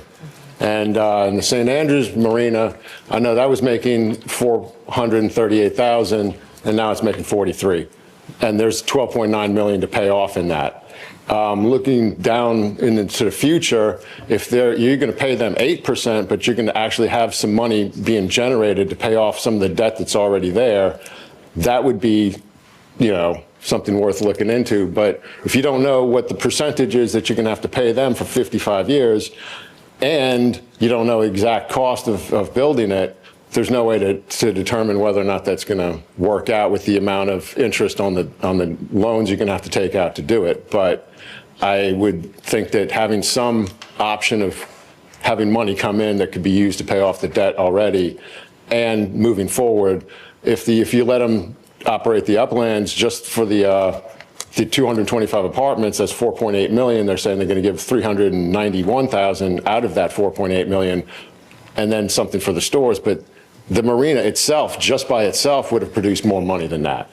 So if you're getting over 400,000 in revenue, because that's what you could expect, if that's what you're going to get out of St. Andrews, and this is a bigger marina, then you actually have something to pay off some of that debt, and you have money coming in, and it's not just us giving it away and being stuck with them saying we don't have the money to do it unless we have other stuff like upland things. So if you do just the marina, you need to know what the percentage on option A is going to be so that you can determine and then have an estimate of how much money you're going to get. Agreed. Any other discussion related to management? Well, I think option B and term sheet 4 are where I'd like to see us move our discussions toward. To your question, Commissioner Hughes, about, what do we care how much it costs them? If it's a revenue-based deal, then if we don't know their costs, we don't have a way of really gauging what the revenue is or should be, or whether we're getting a fair deal. The public's concerns about the 99-year lease and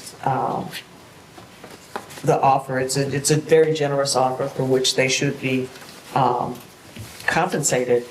But as the folk who have the responsibility of this public asset, I think looking at term sheet 4 has us put skin in the game, as well as protect the public interest without giving a 99-year lease. I mean, we're having difficulty remembering what the commission did 2 years ago. We put something in place for 99 years. And it's, in fairness, it's 55 plus perhaps another 44, but still. I guess the way to think of it is, if somebody offered to come to your house and rebuild the whole thing to their liking, would you just give them the key and say, sure? I just did that. She's sitting back there. Well, there are some other benefits of that deal, so. With all due respect, any money that we talk about putting in over $5 million is out of our pocket. Is that correct? Okay. 99. I think, to use the term, we've given Marina away. We've already done that. And if you think about it, St. Joe's got 55 more years left on their lease. So we're going to double that? Well, we've already done it. Somebody's scared that we're giving it away, which I disagree with that. But so 99 is the only way to, if I'm right, if you're going to sell anything, you're selling a leasehold, you're not selling a fee simple. And that's the only way a bank would jump in, is to have a 99-year, and that's something to be negotiated. Remember, these are offers, folks. This is not set in stone. This is the first time we've been able to talk about it. So these are offers. And so to the mayor's point, we got to have that conversation. Yes, ma'am. My name is Chris Moser, 311 Messalina Drive. Thank you, Scott. Y'all should hire him. I just want to know why it's 5 or 55. That just seems to me like, I understand all or nothing, but all these terms, and with all 5 different term sheets, there's a variety where sometimes it's city 10, CMP 15, sometimes it's CMP to all 25. And it's it's not always with them funding everything to get the 55-year term. And I was just curious why sometimes it's a minimum of 5 and others it's a minimum of 55 unless that's just a typo. Look up here, who does what, that's when the money comes in, is who's responsible for what. Yes, ma'am. Super refined. Super refined. Super refined? Part of this clarity is going to be able to bring the deal tighter and have less sort of, they're trying their best to find what we want, and they put a lot of time in this, and hopefully this brings the deal closer, more navigable. Any other discussion related to management? Let's keep going. I appreciate everyone being nice tonight. Before Uplands? Yeah. I think that's why I'm out there. Yeah, do we need to talk about marina supporting items? Can we kind of cover that already with finance? Marina supporting items being, infrastructure, water, sewer, power, FEMA, things we've kind of already gone over that. Is there any other clarity that staff needs about cost or estimates related to supporting items that we need to discuss? The only thing I'd like to point out is this does not match what the term sheets are for marina supporting items. The marina supporting items on the term sheets are including fuel, building fuel facility, as well as ship store at the cost of the city. So. I definitely want fuel, but I'm kind of changing my mind on the ship store. Amazing when you have an expert in front of everyone. Yes, I love it. That's why we have these meetings. Any other discussion related to supporting items? So we should just add then some type of shower, bathroom, facilities, and management office. For that matter, and fuel. it might be better to put, I have no idea. I've never designed this. You might want the bathrooms not so far on the T-dock. I have no idea. Instead of taking utilities, bringing them all the way out there. Do we agree that that is part of the city's responsibility and infrastructure? The That's what bathrooms? I'm asking, yeah. Yeah, I would say so. My personal opinion. I think that could be either way. More importantly, whoever manages them, who does the upkeep, that kind of stuff, when we refine their contract later. Yeah, you have something? For me, the Uplands became a piece when we were talking about the non-revenue expenses, and I put that into there as well. So all of that, if we take it on, that's direct expense plus interest, and never get anything back. We make money off of not having to do that. Now, to your point, it costs them more to do that, so maybe that changes the spread, I don't know. But at least from my perspective, that's when Uplands became very important because of that non-revenue spread. So I just want us to be careful about that when we're talking about the city doing that. We're just not gonna get it back, but we're gonna have to borrow money to go do that. Yeah, That expense. Scott, can you come back up real quick? I got another question for you. While you're making your way up here, you were kind of in this discussion of what items affect even pricing of the marina sweat slip. So what I wouldn't want is we build these showers and bathrooms and we're like, you're welcome. And they're like, these are not very nice. I would prefer tile over, so who should design potential offices? Who should design the shower and bathrooms? Who should design the gas facilities? Is that us or is that the manager? It would be better if the fuel dock and the amenities like the showers and management office was designed by us, or we were directly involved in it, because we're the ones that got to make it work. Sure. And we're the ones that know it better than anyone else. So whoever runs it, whether it's us or someone else, they should be the ones that oversee and bring you to finally approve the design. I think that's a great conversation. Thank you. Simple is best. Easy, simple, clean. Doesn't have to be fancy schmancy, but it has to have some elements like security and things of that nature in it. And I love that. And I would appreciate too an email of just like the bathrooms that you have, or maybe you have plans that you say, this is what I'm talking about when I say restrooms. That would be helpful to staff as well. I'll be happy to share. Do you see those usually combined, the manager's office and the other amenities? Yes, for the simple fact it just reduces the expense. You bundle it up into one building. And I'll be happy to share some plans that we've just finished on another project that I think are probably a pretty good example of what can be done at reasonable cost, if there is such a thing. Very helpful. Thank you. Thank you. All right. I think we're moving on to, anything else related to We're going to take a recess? Yes. All right, we're going to take a recess before the uplands discussion, so 10-minute recess.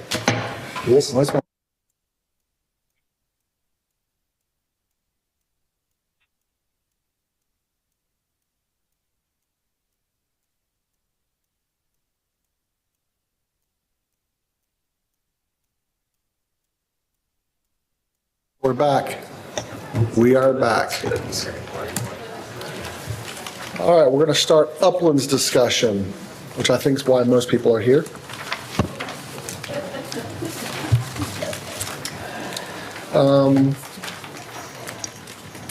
Do we want to go over the timeline for Dover Cole? We'll start there. For uplands? Yep, for uplands. The Dover Cole plan. Yes.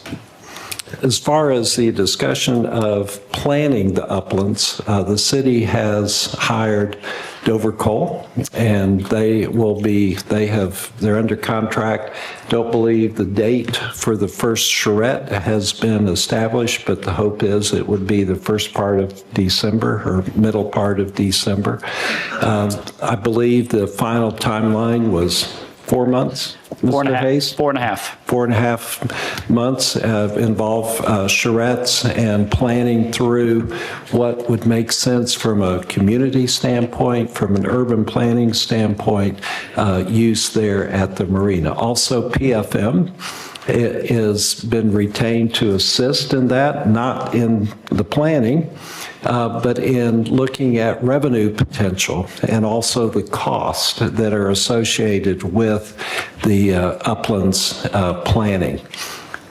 So hopefully 4.5 months from now, there would be a completed project, or as far as planning goes From December. Yeah, from December, from Dover Cole. So that's the planning on the uplands timeline. Do you want to give us a minute, and we've heard this 100 times, but for the public, what St. Joe has in their lease? Yes. Just give us a brief overview. When St. Joe, they invested $35-40 million on the Hotel Indigo, as well as the Harrison Restaurant that's combined. And in their lease, they have a right of first use. The right of first for the remainder of the marina. The marina parcel, I think around 20 acres. A portion of that, it's L-shaped, is a lease to St. Joe's. So they have from the Harrison Restaurant to Hotel Indigo, they have the green space in between the Harrison Restaurant, Hotel Indigo, and they have a portion of the parking there. As far as the remainder, they felt for them to invest that type of money right out of after the hurricane, that they would need some protection as far as what else goes there on the marina. So what was agreed to was a right of first use. So if the city came up with a plan to build, I'll just pick on aquarium. I'm not suggesting it's a good idea or bad idea. I'm just saying, just for an example, an aquarium. That plan would be presented to St. Joe. And the question is, would you like to do this aquarium, St. Joe? St. Joe would then, and they're specific. It's not just a notion or an idea. It's actually thought out under the terms of the lease. There's criteria about how, the information that you provide. St. Joe would then look at it and they would say, that's a great idea. I think we'll go do it. Or they would, and we'll do it under the terms that you've kind of worked out. Or they would say, that is a great idea and we hope it succeeds, but go forth. And we're sure excited about this aquarium being built next door. Or they could say, we really don't like the idea of an aquarium for the following 3 reasons, and we'll propose an alternate plan. Now, the city's not obligated to accept the alternate plan, but the city is obligated in good faith to consider and work on the alternate plan, and there's a time period. I'm going to say 90 days, but there's a time period where you work on the alternate plan. If that doesn't work out, then the city can go back with the original plan. So that's how it's set up in the St. Joe lease.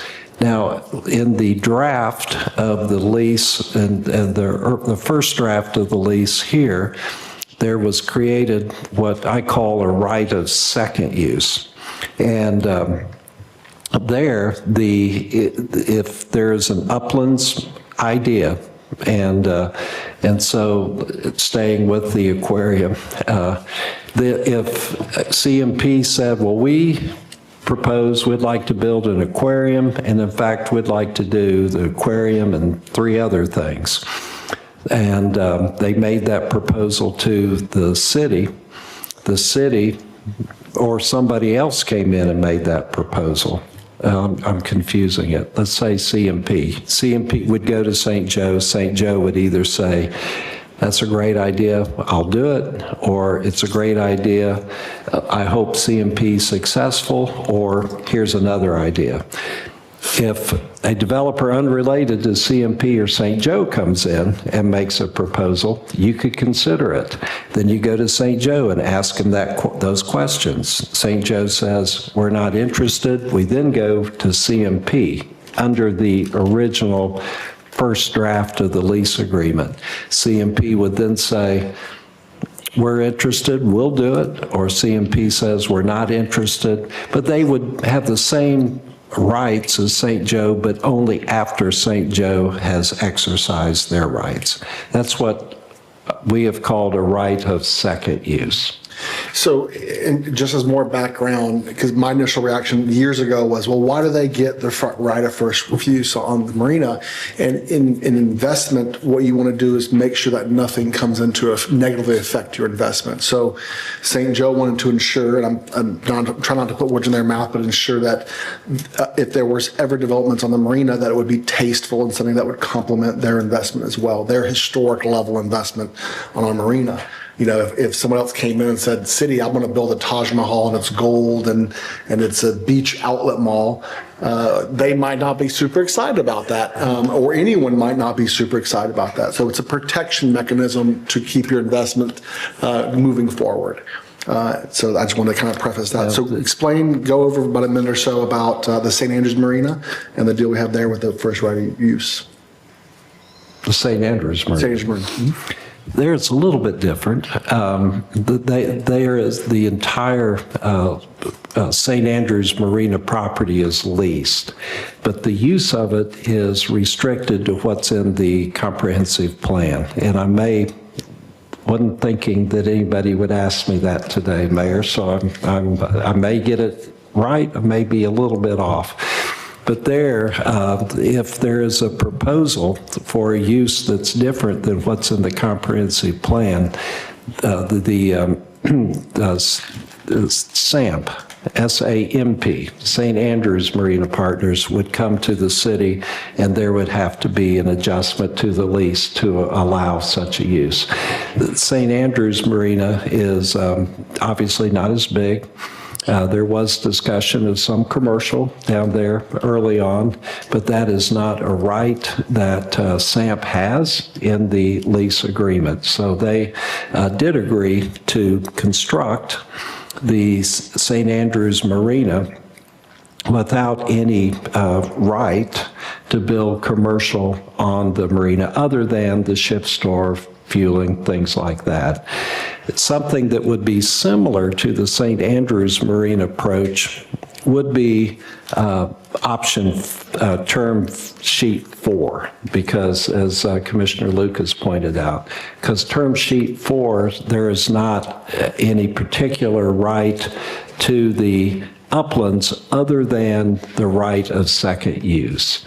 And so that means that CMP would have to build the marina wet slips and whatever's agreed to without knowing that they would have the ability to do anything on the uplands. And that's similar to the agreement at St. Andrews. Does that help? That helps. One thing I did want to mention, and it kind of fits here, as far as the obligations of the St. Joe lease, the city is obligated to the community, most importantly, and to ourselves, but also to St. Joe to rebuild the marina wet slips as soon as reasonably possible. And I know that it's been a long time and the city's been working on it, and I think they've been as diligent as can be, but I did want to remind everyone that that is in the lease agreement. So Nevin, so you're saying this right of second use matches the language that's in St. Joe with just the word second instead of first? Yes. Okay. And has that been agreed to inside of these proposals, that language? Well, I don't know. You would have to ask CMP. I mean, as far as the actual language, if a term sheet is a concept, it is like a memorandum of understanding. We just agree that if we march down this path, that we'll develop final documents or a letter of intent in a real estate setting. I look at Commissioner Hughes and I think of real estate. The letter of intent is not legally binding, but it is so helpful to direct all the negotiations and the preparation of the final documents along the terms of the letter of intent. So it would be similar, the term sheet. So I believe, I mean, I was happy with the language, I wrote it, but I don't know for sure if CMP had signed off. So I bring this up because, as they say, the devil's in details. What was very important to us at St. Andrews, and at least for the community there, is that we would not be in a situation where we're forced to do uplands development. And the way that it's reading right now from St. Joe can't force us to do anything other than what we're obligated to, which is repair the marina. But if somebody came to us with an idea for, hey, we want to do a 10-story condominium. I'm just going to the last thing. There's nothing that can force us to do that, even if it's allowed in the land use code. So that's why I just pointed out to say, hey, the right of second use can meet exactly what it does in St. Joe, in which there's no rights to uplands development other than the ability to compete. But there's also an aspect of wording things in such a way that could, allow it to be a blanket approval, and that's what I was concerned about. But today I can go down there with allowable uses and go through the process that he just said, ice cream shop. The language in there it's not a veto. It's either they're going to do it or I'm going to do it. And that's what he's talking about, the same, correct?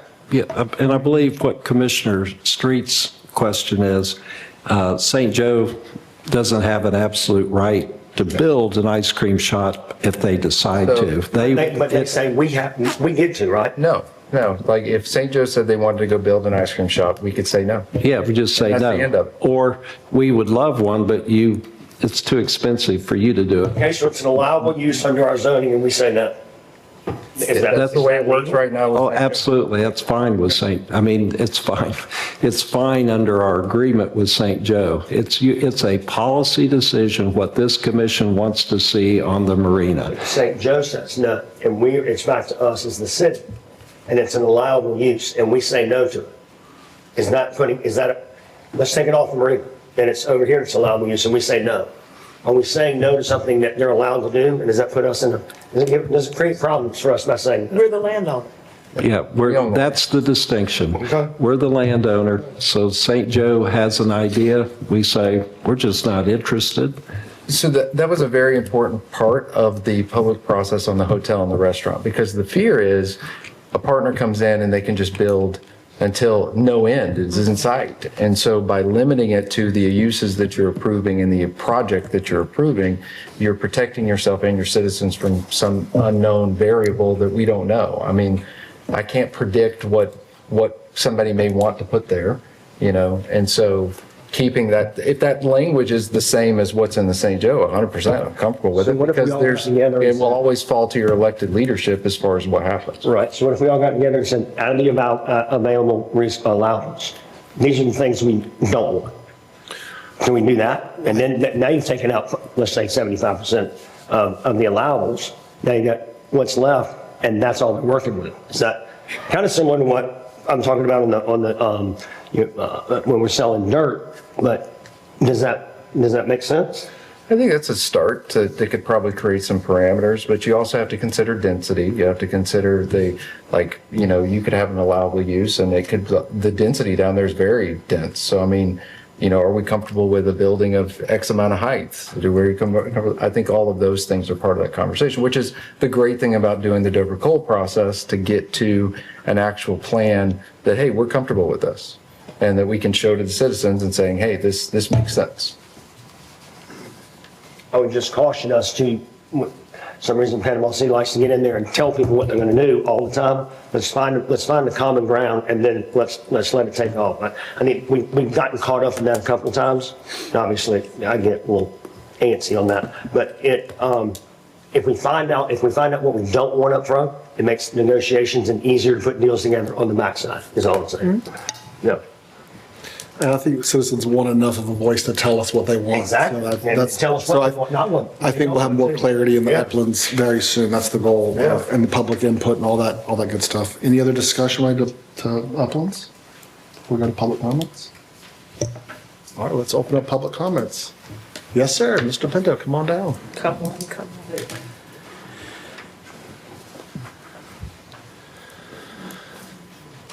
Good evening. Good evening.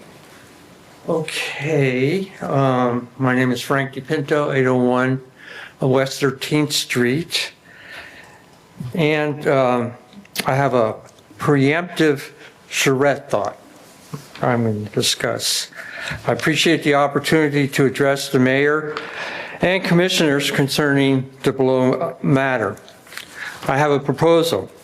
I request a motion in the future for the mayor, commissioners, or commissioner to save the Marina Scenic Grassy Parkway and T-Dock Pier from commercial construction.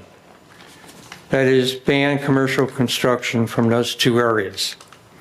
I've discussed this before and given you my thoughts about it. City Marina Partners, CMP, has sketched conceptual design for 3 restaurants to be built on the Grassy Parkway, plus parking. It'll be a mess down there. The construction of 3 restaurants and parking by CMP on the Grassy Parkway will destroy the Grassy Parkway and T-Dock Pier as hosting areas for Panama City's annual 4th of July celebration, 1, and 2 will destroy the Grassy Parkway as a visual conduit for the 9/11 Memorial and panoramic viewshed of St. Andrews Bay. The only fair way to judge the importance of this proposal is to personally visit the marina.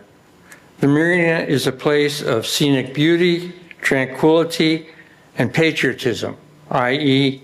the 9/11 Memorial. The public uses the east and west sides of the T-Dock for walking, fishing, visiting in their cars, where they park, rest, and view the bay. Also visit the 9/11 Memorial. The only thing the east and west wing of the T-Dock needs are bike racks and nice benches, not destructive commercial construction. Hopefully the previous gift shop, I guess you call that the ship store, right? Is that the language? Okay. Will be built again. I love that place. It was really nice. You had swings in the back. You can sit down and watch the peninsula. So I hope they built something like that again. And there are plenty of restaurants downtown. Thank you. Anyone else? Don't be shy. No. Come on up. Good evening.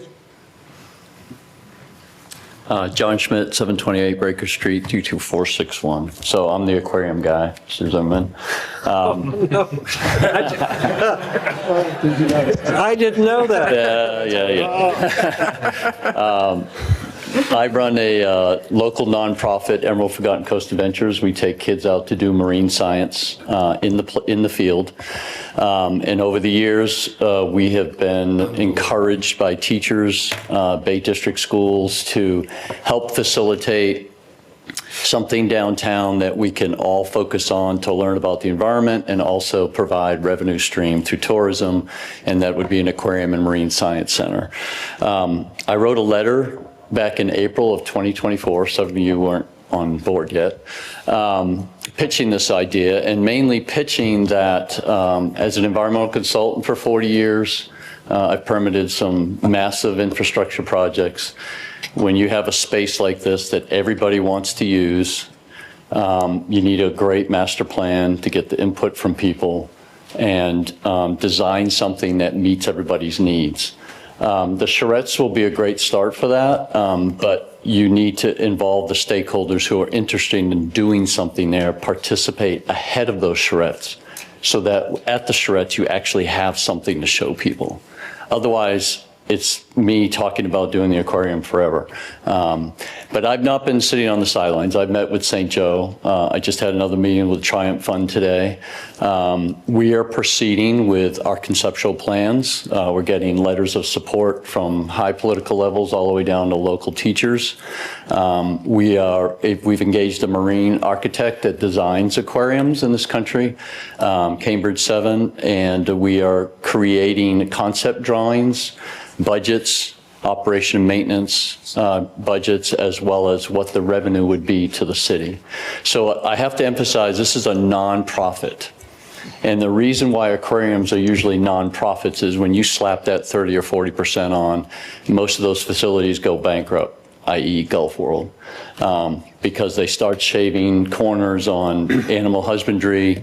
This facility would be permitted by the American Zoos and Aquariums, which is the highest standard in this country for getting aquariums, the drawings approved, your staff resumes, your operating manuals, and they audit you consistently. It's not a cheap process, but all the big aquariums have it. So again, I'd want to emphasize that I've offered to help facilitate meetings with different stakeholders, and I'd be happy to do it. I've done it for 40 years.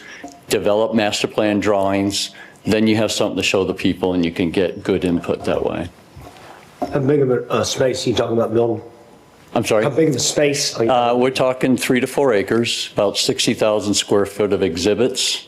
It would move, right now there's about 70,000 students around St. Andrews Bay, and it would move all those students through that facility every year. Again, what we do is no cost to the schools. We take kids in the field. We don't charge the schools anything. We make sure we remove the barriers so these kids growing up can learn about the Bay and take care of it. They're the next generation to do so. And most of the kids we take out don't know the name St. Andrews Bay, never been to the water, never touched a fishing pole, and never caught an animal. That's a travesty to me. I mean, we've got to equip that next generation to take care of what we have. It's our economic driver, the Bay. What would you be looking for from the city, you know? A land lease. Okay. And Triumph goes to an entity. Is it going to be a government? Is it going to be the city? Is It's going to be probably Bay District Schools. So we're working with Mark McQueen and the school board. Keep in mind that I did find out today, I brought up the question at your special meeting about infrastructure. They will pay for infrastructure improvements for this facility. So that's sewer, water, electric coming down the streets and into the facility. But as a guy who does environmental permitting, if somebody puts in a bathroom and then somebody puts in a restaurant and then somebody puts in an aquarium, you're going to constantly dig up those roads unless you size everything for that. And an aquarium needs about 25,000 gallons of water a day. Contrary to popular belief, they don't pull water out of the bay, they make their own seawater. So it's a much more controlled environment today than it used to be. So Again, I'd love to help. I'd love to see this successful. I'd love to see an art park around the aquarium. We've got a lot of community interest to make the most of that facility. You could put an aquarium, an amphitheater, you could put green space, you could put commercial space. There's a lot of things you can do, but you've got to get the people together who want to build those things to work together to figure out that layout. Yeah, I agree. I would be willing to have a special meeting called Big Amenity Meeting, where we have a presentation of a amphitheater consultant or maybe someone who operates one. He does a presentation and whatever else anyone can dream of. I mean, fishing pier person. I mean, I don't know what people are going to be asking for, but we do need to have some of those sort of conversations even before we go into the charrettes, potentially, so we can, have those questions answered. So you're saying the charrette is more beneficial how? If you have some master plan drawings to show how the space would be utilized, and then you can have separate displays on what those uses are. You don't have to have all the details now, but you can lay out the space basically and how it would flow. It took 2 years for this meeting to happen, so it's probably not going to happen before that. Great call. Meeting super quick. It's where on the marina are you thinking? I'm sorry? Where on the marina are you thinking? We were looking at the space where the Civic Center was. So that square was about 3-point-something acres. One thing that would really help is to get a georeference survey of that area, because there's a cadastral survey, but you need geographic information to put it into drawing software and planning software. So I did get a survey from Jonathan, but it's a really old survey. Thank you. Mr. Schmidt. Yes, sir. I had never met you. And I would have stuck with the ice cream machine rather than, but hopefully you didn't take that as negative. No, I remember sir. seeing your proposal and I thought, wow, I'd get traffic down there. That's something that this, so I just wanted to, I hope it all turns out. Thank you. Yes, sir. How have you seen that? Or have you seen communities bring the different folks who are potentially interested in something like this? So what I've done in my permitting era is we talk to the politicians, identify who those developers are, who those interest groups are. So you got an art community, you've got people that are interested in fishing, you got developers who are interested in commercial, residential space. Identify those people, pull them in a room. You have the master plan, the clean slate, so to speak. You lay out what the constraints are for that property. In other words, where are the utilities? How far do they go? What size are they? How much do we need to do to improve them? And then you start laying out options of what each interest is willing to do. And then from there, you create concepts and options, and then that's what you bring before the commission and the public. But that way you're not piecemealing things. I mean, if you put in a ship store and a bathroom next year, and then somebody comes to put a restaurant in 3 years from now, oh, guess what? The sewer's not the right size, the water pipes are wrong. You're just digging up constantly. Front Beach Road would be, just put some plastic down, pull it up, put a new pipe in. It'd be ugly. Thank you. Thank you. Do we want to have, how can we carry this idea and discussion forward? What would be a special meeting? You can define it as I would consider this a public amenity, like that conversation. So maybe it's what public amenities that we want to have on the marina.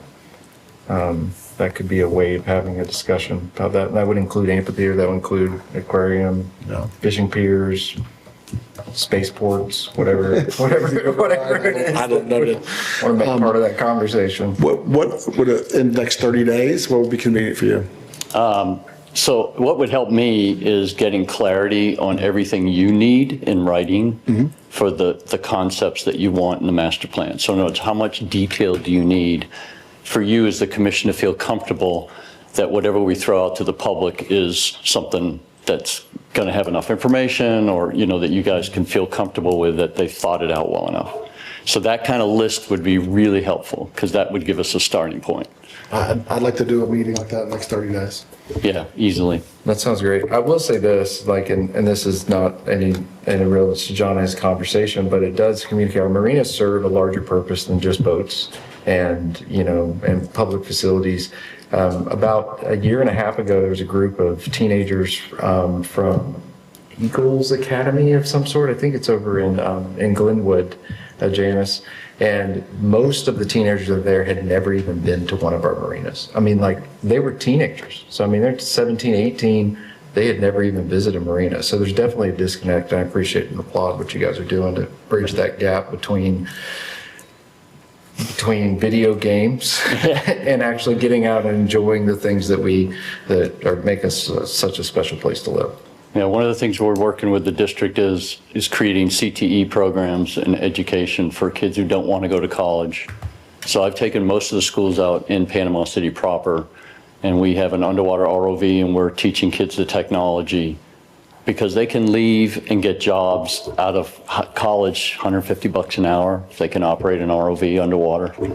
So that's where Triumph Fund is very interested in making sure that what we create will be, you know, beneficial to the education system. Very cool. On top of that, one of the things that we see a lot of, at least I see a lot of it, is people always saying, hey, I wish there was something to do when it's raining. On a rainy day. And I like aquariums, and, you know, for that reason, you can bring, you know, children from, you know, infants all the way up, and there's something for everybody. So, thank you. Thank you. So, special meeting? Well, I just respectfully, I think that might be counterproductive to what we're trying to do with Dover Coal.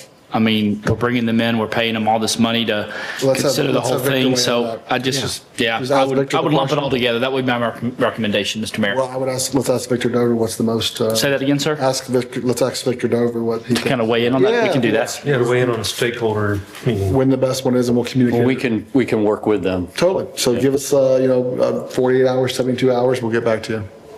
Great. Anyone else on Uplands? Yes, sir. I just want to, this is Joe Pospisil, 3208 West 16th Street. I would just like to say that whatever is done on the Uplands, I and the people that I know would prefer something like that. Something like that, amphitheater, aquarium, whatever, for everybody, rather than residential. I just don't think that the Panama City Marina is a good place for people to live, because then they're just there. And they'll get entitled, they'll want slips, et cetera, et cetera. So let's keep residential out. Let's make it for everybody that lives in Panama City. Thank you. Thank you. Anyone else? Uplands? Yes, sir.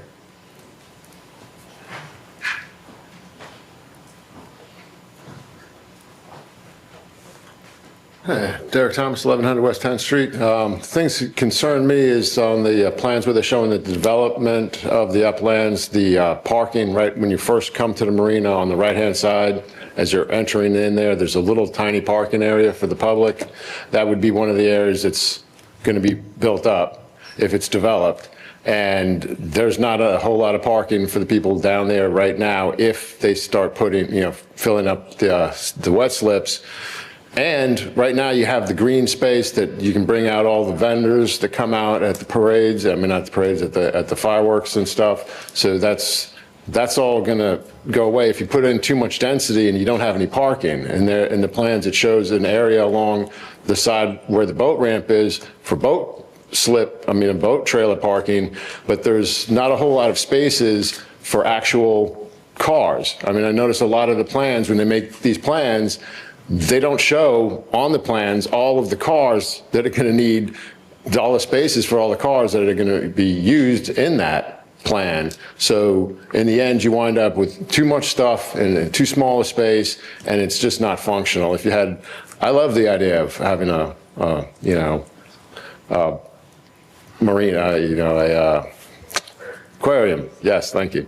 So I would much rather have that it could be used by everybody, and then there's lots of other places where you can put in more high density. Also, if the city is the one paying for the plumbing for whatever's put there, that's going to be a lot more intensive if it's going to be high density housing rather than if it's going to be just one or two small stores. So maybe having a place for the public to go to the bathroom, and then a ship store where the people that have slips at the marina can go to the bathroom and wash their clothes and shower, and then keep everything else as less densely populated as possible. Thank you. Thank you.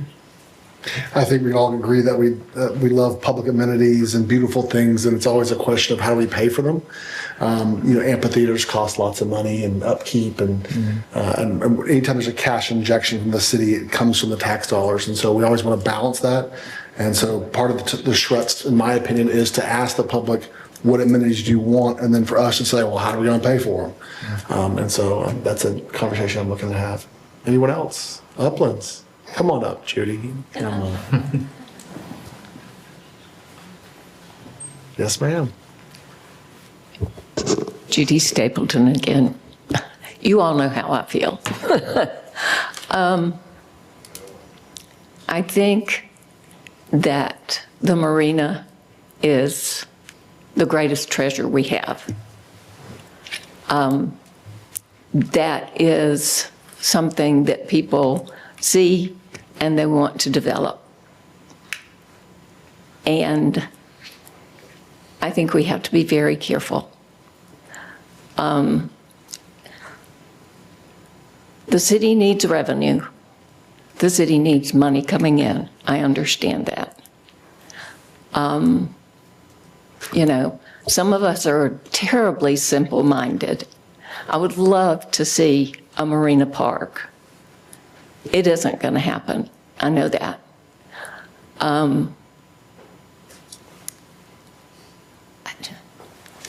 One of my major concerns is residential.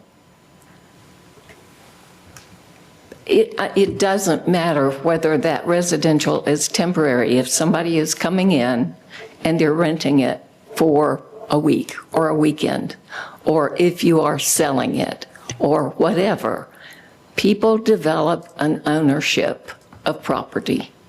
They do. I mean, I'm here. This is mine for now.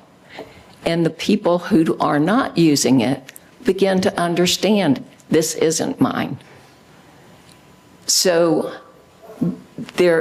to me, there would be a concern for the residents, the Panama City residents, about giving away, which is what I feel like you are doing, if you put residential down there.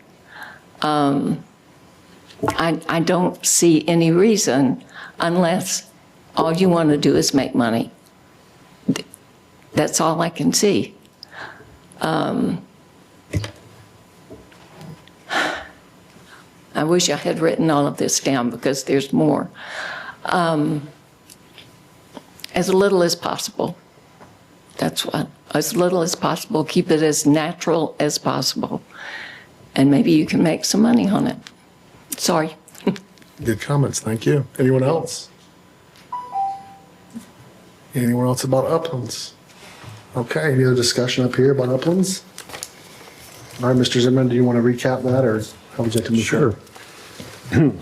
As far as a recap on the Uplands item, let me find it over here. There. Thank you. Yes. I think it may, a recap actually may be, the next item is CMP. CMP. And it might be useful to make sure that I stated correctly as far as the right of second use, and ask them if option 4 or term sheet 4 is a viable option, and is that, did I understand it correctly? I think, but as far as Uplands go, we have Dover Coal coming in. Obviously, we have a major stakeholder that has an idea.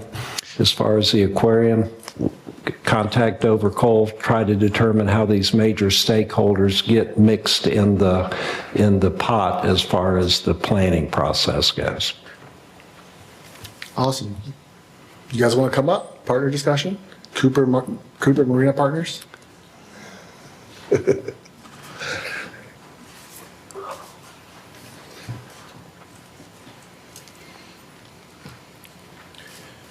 Good evening, William Harrison, 101 Harrison Avenue for CMP Partners. Let me address a couple of questions that have come up from some of the speakers tonight. The gentleman that spoke about the restaurants on the T-Dock, we haven't drawn anything. We haven't drawn any restaurants. We haven't drawn any buildings. We have not drawn anything for uses on the marina, except for the wet slips. There are a lot of drawings out there that have gone back for decades, as y'all know. There was a plan, I believe, in 1983, as I recall, when I was on the DIB, that was on, the city was so excited to finally have a website, and so the kind of the lead banner on there was the Marina Redevelopment Plan from 1983, and it stayed on there for many years. And you know, there are a lot of different ideas about what to do out there, and what we have tried to do with the city from the beginning is to finally have some local neighborhood people work with the city to find some solutions for the marina. If it's not clear to those listening, and y'all know this, we proposed charrettes at the very beginning of the process.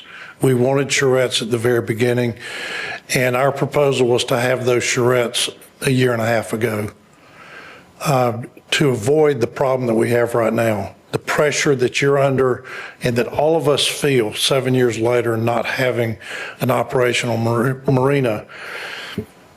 And so we're trying to mash together the pressure that is on all of us to have a functioning marina with what are we going to do for operational, feasible upland and compatible use with the marina itself. At the end of the day, there is going to be something built on the marina, upland. I don't know what it's going to be. As we have told you many times, publicly and privately, we have nothing up our sleeves about something that we want to do out there. To Miss Stapleton, and I don't know her, I know Sid Stapleton, I don't know if you're related to Sid, okay? And I appreciate her reasonableness about all of it. The danger for all of us is what do we build out there that is going to work? It is distressful to me in looking at the 400 and 500 block of Harrison Avenue. I've been on Harrison Avenue myself for about 25 years. And there were many of those years, I could hit a golf ball. If I could hit a golf ball, I could hit a golf ball, down towards history class, and it wouldn't hit a car, if I could drive it that far. And so I appreciate those improvements. But the 400 and 500 block are vacant, and they need help. And as soon as we take the fences down, I think it'll help them. But downtown, as fun as it is that I had there this weekend and most weekends, just because we built something on the marina doesn't mean that it's going to work. And just because, for example, to her point about residential, I don't have any particular interest in residential or non-residential. But residential, most of the time, works. It's a great view. It's a great location. And one thing that we have always needed in downtown are daily trips. We need daily activities from people for all the businesses that are there. And I understand her concern about, people, claiming their space. And as we have talked about that before, there are different ways to deal with that. And one is they don't have, their front door is not on the ground level. But ultimately, the commission and the community may decide, we don't want residential down there.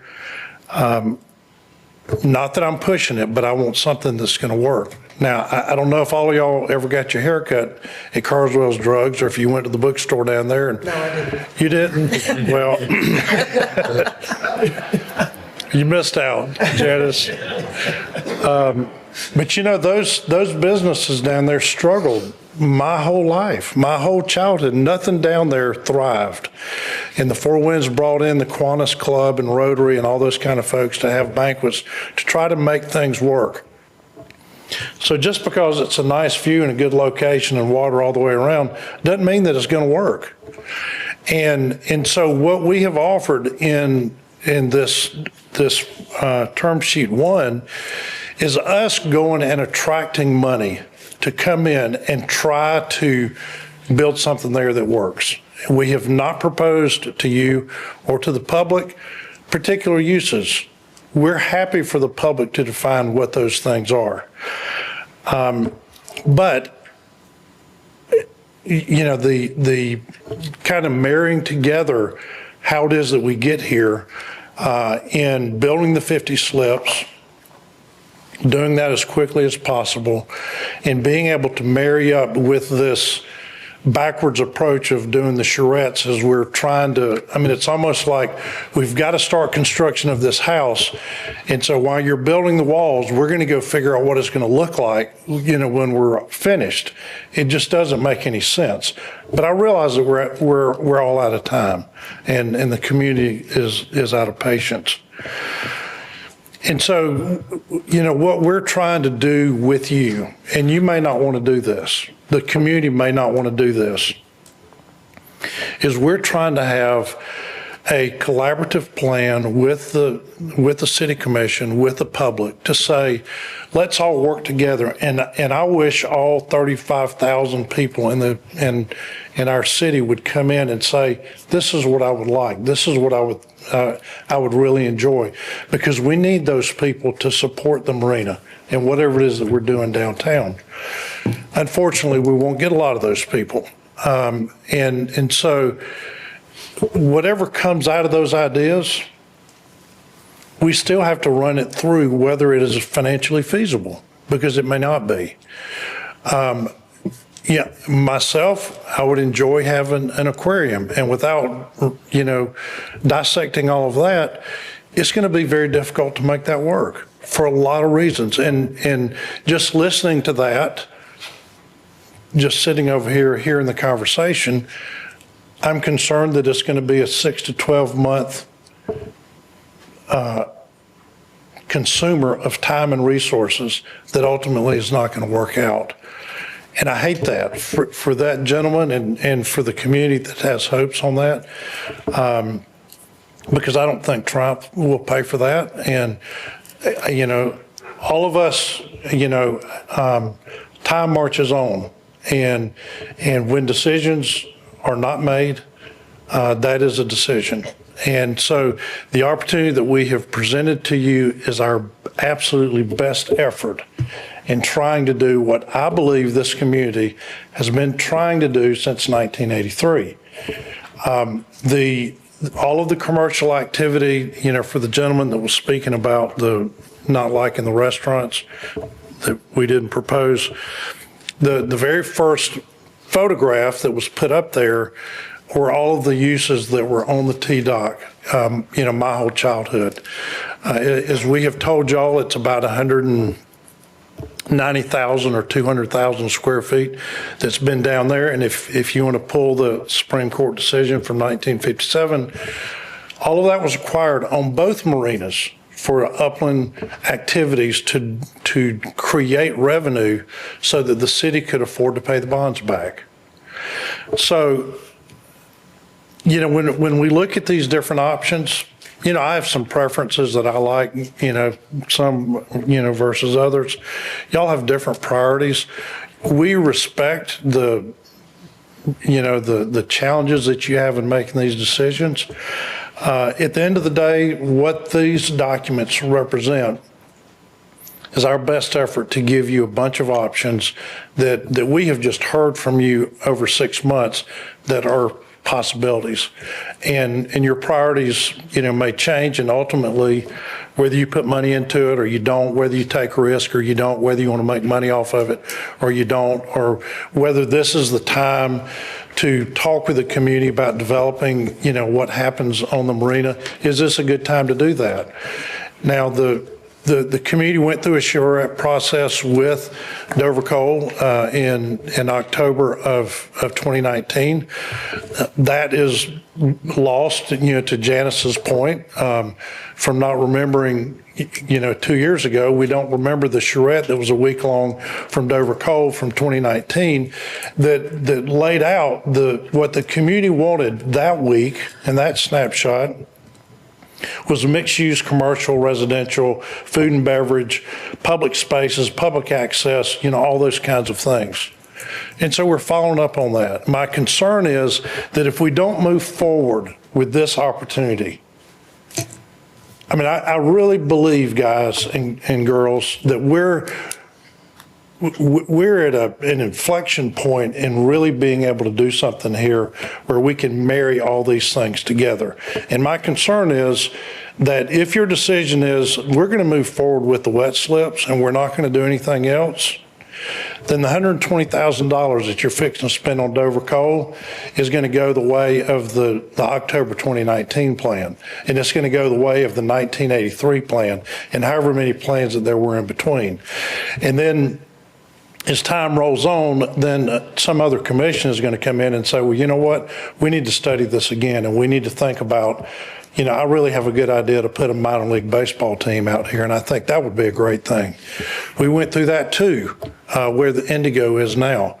And so, delay and not making a decision and leaving the concrete out there the way that it is and not having a civic center and just having temporary fences, that's the decision. And maybe you don't have, maybe this isn't the opportunity that you want to take, but we're trying to offer you an opportunity that we think is going to work. And we're willing to take those risks. And frankly, if you do something less than that, what I would like to take out of this tonight is some clarity. Because what we've been doing is whacking it at doing the whack-a-mole thing, trying to figure out what the priorities are. And as you respond to what you're hearing from your constituents, I know those priorities can change. And there's a discussion about phasing. And Mayor, I understand your concern about sizing, and Scott did a good job of addressing that. But I would also, comment that permitting is a big challenge, and I would not recommend having two different permits. And so it's much easier to move forward on the permits for the whole thing. And then if we need to modify for the East Basin, it's easier to modify the permit than it is to start from scratch. Can we answer any questions that help you get clarity? Yeah, I would, we have not tonight. I appreciate the public input, and man, I wish we'd have done this so very long ago. And I'm just so sorry that has not happened. But, we haven't really gone through, or y'all haven't really gone through all these term sheets. And I know that it's painful, and we've spent a bunch of time with it, and it's really difficult, boring stuff to go through. And I don't intend to walk through all of it because I don't think everybody really has the appetite to do that. But if you have questions about the differences in these different term sheets, I'll be happy to address that, or Cooper can, or somebody on our team. We avoided making a big presentation as part of these minutes to say, well, Scott's got 42 years worth of experience in running marinas. As you can tell, he is just a wealth and a depth of knowledge. And so all the different aspects of the people on our team, and some who are not here, there could not be a better team of folks, I really believe, than the team that is assembled before you right now. And I would hate for our community to lose the opportunity to pull as much as you can out of this opportunity to move forward. And I want to say that we trust the commission's decisions as far as the upland uses. We trust the public. We live in all the neighborhoods just like you do.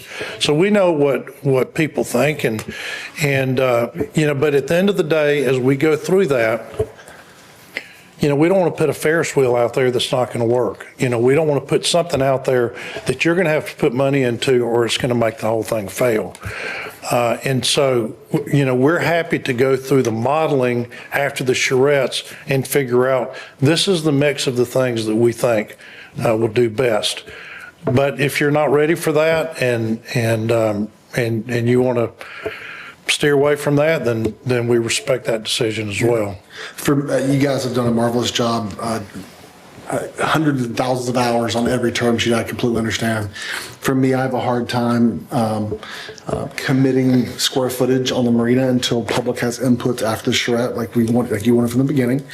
I have a hard time currently picking a finance method until we have those discussions and those options are brought to us. And so I'm happy to have as many meetings as we feel the schedule should be, or maybe staff should say, hey, we're ready to have that next discussion. They can call us up for a special meeting where we do this more often to keep building momentum forward. I just can't vote tonight on these term sheets, my personal opinion. Mayor, Real quick, if you had some vote, in theory or subject to those meetings, we all agree that we want to get to the middle of slips. And that's the only way that's going to happen. We got to remember that gap.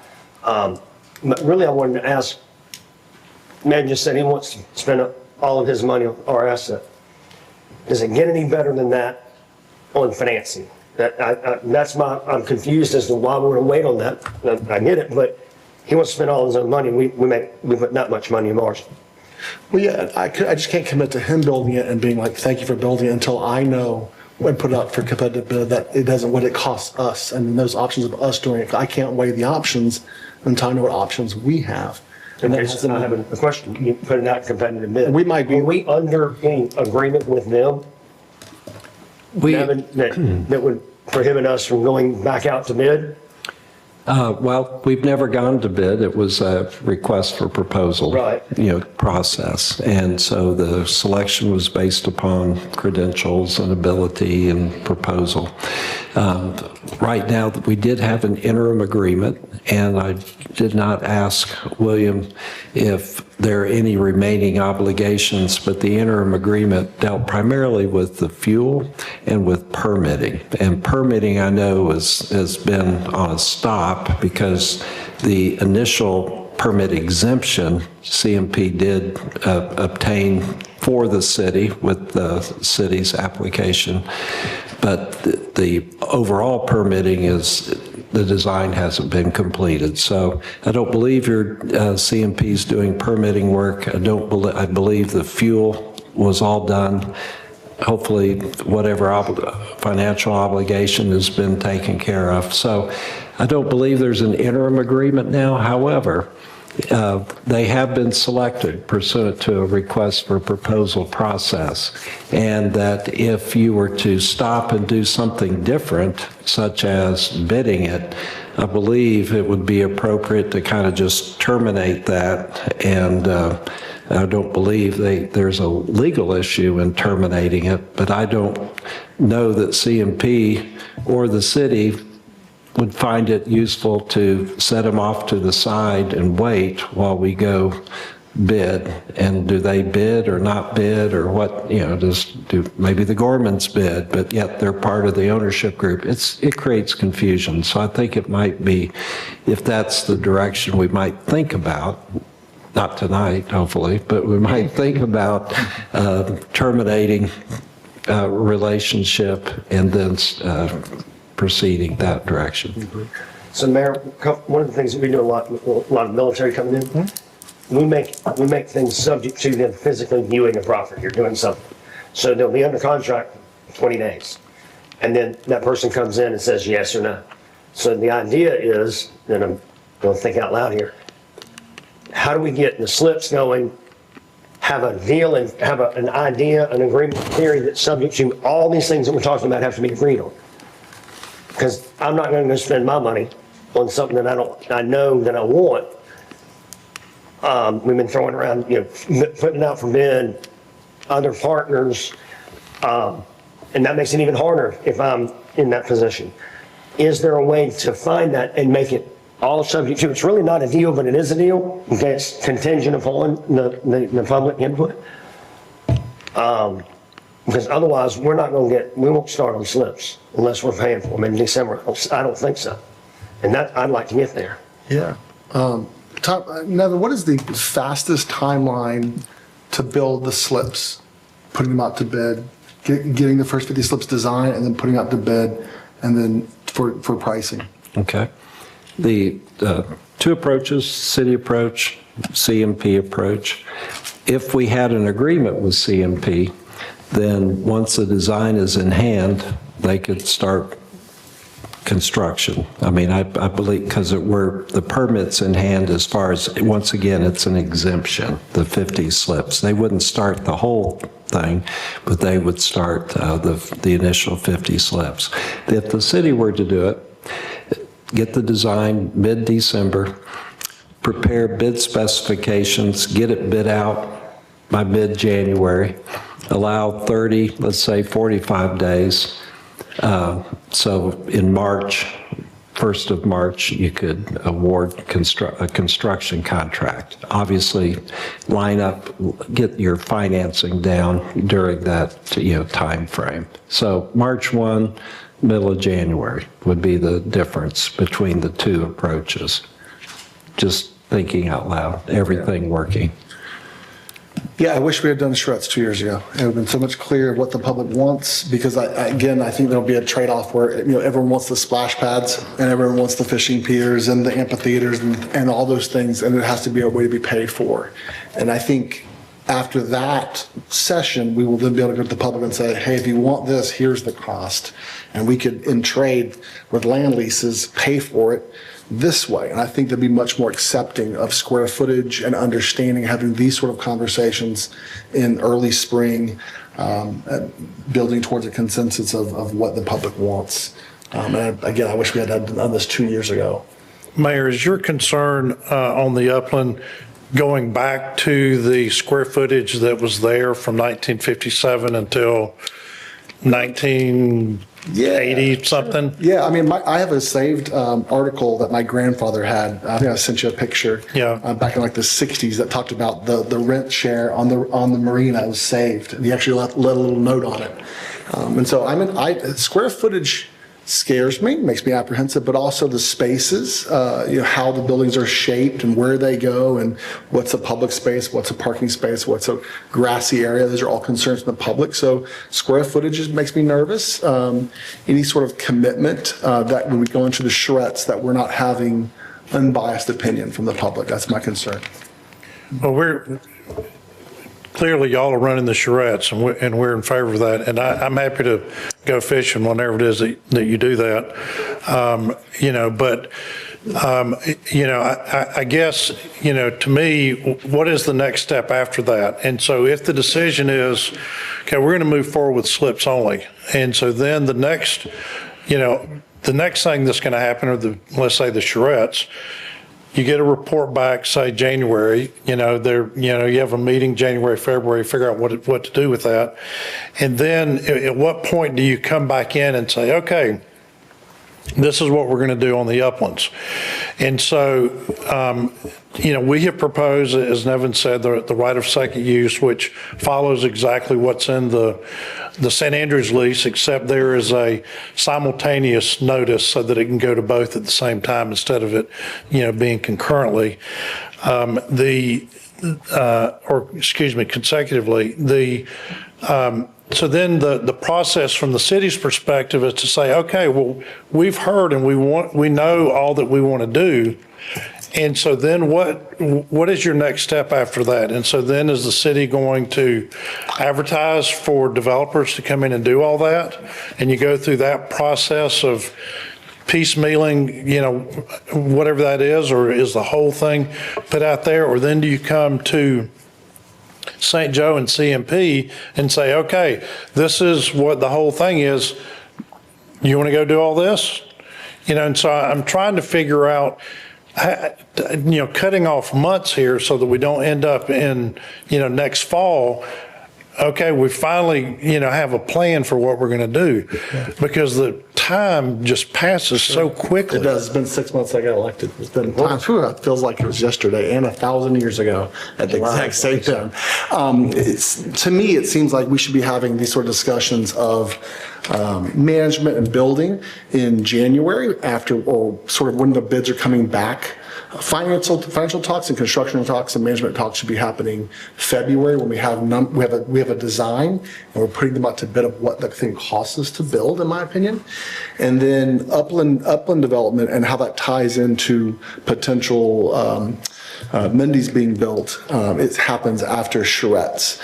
I don't want to slow down the 50 slips, so I would be in favor of us, and this is the whole point of having conversations about financing. How do we potentially build the first 50 slips if we're not taking on long-term debt, and borrowing those first 50 and maybe putting those out to bid? You guys are bidding on that, and we decide maybe later that the rest of the marina is built out by CMP.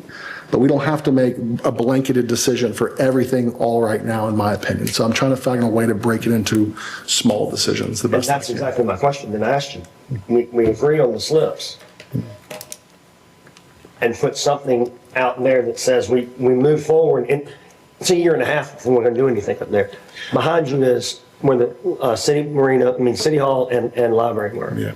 There's more square footage now than there was there, but it looks pretty on that side. Totally. I honestly, the feedback I get from the public is not, I need the slips right now, go. It is, hey, we've waited a long time. Make sure this deal is right. That's I get that too. And I'm not scared of square footage. I mean, you can see the buildings there. It's all in how they're laid out. I didn't lay these buildings out.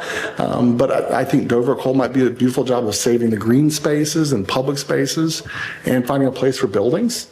And I'm just advocating for a process. I agree. None of that's decided. We keep that in play. Yeah. I think if we don't do anything soon, it's going to be next year this time when we'll be sitting here, to be honest with you. Because I can't get okay with borrowing money to build slips, to be honest with you. I think regardless of anything we decide tonight, I'm going to be pushing right alongside everybody to be construction in December. Get what? So construction in December. That'd be I'm great. on that same path. And I think what I'm hearing Alan saying is we're trying to create the space to actually go through a public process on the uplands. We're saying it at the same time, same way. I'm saying it differently, but saying the same thing. It's just put it. Well, I think yes and no, from the aspect of, like, it goes back to what I'm asking as far as, like, what are we committing into this LOI or this term sheet as far as from upload? Because what if it comes back and the public doesn't want anything? Like, I'm not willing to go and tell. If we come up with that idea, that's not on us. Yeah. If we go build it, 100% on us. You got a man who's ready to spend his money on our stuff, and if it doesn't come back, he's out. We're not. We got a marina in wet slips, but we don't have enough one. That's the hard part. It's hard for me to connect the dots on. Is we're saying the same thing. We're putting a lot of time in between that. We're having charrettes. We're talking to the public. All that I want. If it were tomorrow, I wouldn't want that. If we decide, talk about full steam ahead, if it's 3 months, 2 months, 9 months, as long as I'm able to explain the deal incrementally and able to defend it, and when someone says, why did you make that decision? The time is less important than the ability for me to explain for the public and for the public to understand. Right. And this time, again, we're in a situation we're not a huge fan of. We had charrettes 2 years ago, but I'm unwilling to proceed forward with a large coupled agreement of all these decisions in one sweep. It's too big for me. So Uplands creates a completely different dynamic. Even what William was just saying is like, okay, the language matches the St. Andrews lease on Uplands. Well, the St. Andrews Marina is zoned differently than the downtown marina. 10-4. So what that means is all of those access to those abilities to build and construct are unlocked on the new zoning, whereas in St. Andrews, they're restricted by public institutional. Except we can say what we're not going to allow. Y'all are saying that this is all going to be decided tomorrow. We can just change it to public We're going to move through institutional, then we that can in the move same forward. process That's that we fine with did. me. I mean, in the same process. It's move through it in the same process. Well, what I was drawing attention to is St. Joe does not have a right to construct anything else than what they already constructed. And that is the piece that creates the complication without going through a public process. I'm not willing to commit to a public or to an improvement on the marina without getting through that full process. At least that's me. I don't think anybody's asking you to commit to that. Well, there's 3 of these term sheets that do. Yes. Term sheet 4 does not. Term sheet 4 does. You're right. It No, does. it just talks about their right of second use. Which the second use is why I go to that in definition. If it matches the St. Joe lease, then yes, I'm comfortable with that if it matches the It does. St. Andrews one. Both of So them it on matches both what sides. St. So it matches what you said. Yes. All right. Yeah, so for Yes, me, so- I like, out of all the ones, I like that one the best. The problem is, we haven't closed the door on can we and should we finance it? And I mean, the CRA could borrow, that's an hour-long discussion of the mechanisms we have and should we borrow. We're going to make a motion that we don't do that and see if I can get a second? Because I'm 100% against financing this thing. I want to have a You're conversation going to be about it. involved in the financing regardless because they're asking for conduit and CDD finance. Okay, but us getting financing to build something, create debt, I mean, that's a lot of money. That's a lot of money.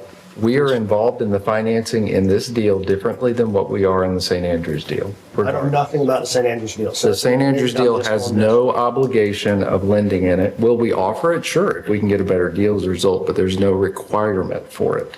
This has a requirement for it. So we are involved in the Subject to financing. is not required. Subject to is about if it works out and we agree, they can move forward. If it doesn't work out, they took the risk and built docks. That's exactly what it does not require any upland building under that term. Yeah, so we may find out, the staff may come back to us in 2 weeks and say, all right, let's have a meeting, and we talk about financing, and we close the door on our financing it, and we move forward with them doing it. Again, that's where I wanna have that was. conversation. That's where I was 90 days ago. This whole deal depends upon financing, both for them and for us. And so what my goal was at the end of 60 days to have a defined financing plan. We do not have a defined financing plan as of yet, and we're at 90 days now. But if you guys remember what we talked about before we started down this path, 60 days, number one thing, and I reiterated over and over again, was we need to understand and know how this is being financed. I asked in July, what's our goal? We didn't answer that. I asked in July to have charrettes. We didn't do it. We also all agreed that we weren't going to pay, we weren't going to manage, we weren't going to build on anything. That's flipped on its head. Interest rates are good, they're getting better, they're not great. I'd be interested to see what is the new PFM going to include the non-revenue expenses, that 10 million in their study. I'd be interested to see what that does to that percentage. It was around 9% return with 200 slips, and at the time, the cost of money was a little over 7%. Let's call it 7.5. Anybody that understands numbers in this room, they're not going to take that risk for 1.5 points. So I'm interested to see that as well, okay? But that's not my money, okay? I'm interested, I just want to see how bad it gets. Because what we're talking about, that would lead us into exactly us building it. And then we're going to take the risk of the smaller spread. And I think that's a great discussion to have when staff has all of those things back to us. And the public they can hear all the options like they did tonight and voice their opinion. We can put it out to the public, should we borrow it, and let them know what's happening, so they're more informed. Could I offer something very quickly? The way the St. Andrews Marina lease works on financing, it says that the city may, in its sole discretion, determine to do conduit financing. It doesn't say it those words, but that's pretty much what it is. It's an option, but it's a decision the city makes.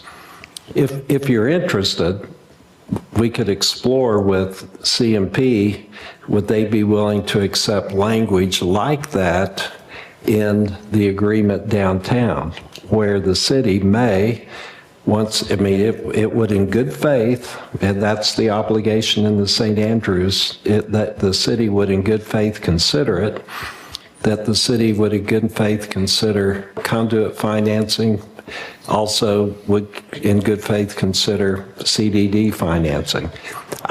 Not that you need to make a decision on that tonight, but that's the type of thing where if we got close, then you could say to staff, well, why don't you see if you can work out a MOU or something that's non-binding but a little more definitive. That's all. When you say CDD financing, that's community development? Yes, yes. So that's creating a district for the marina, On the marina. just like you have at Sweet Bay. That's correct.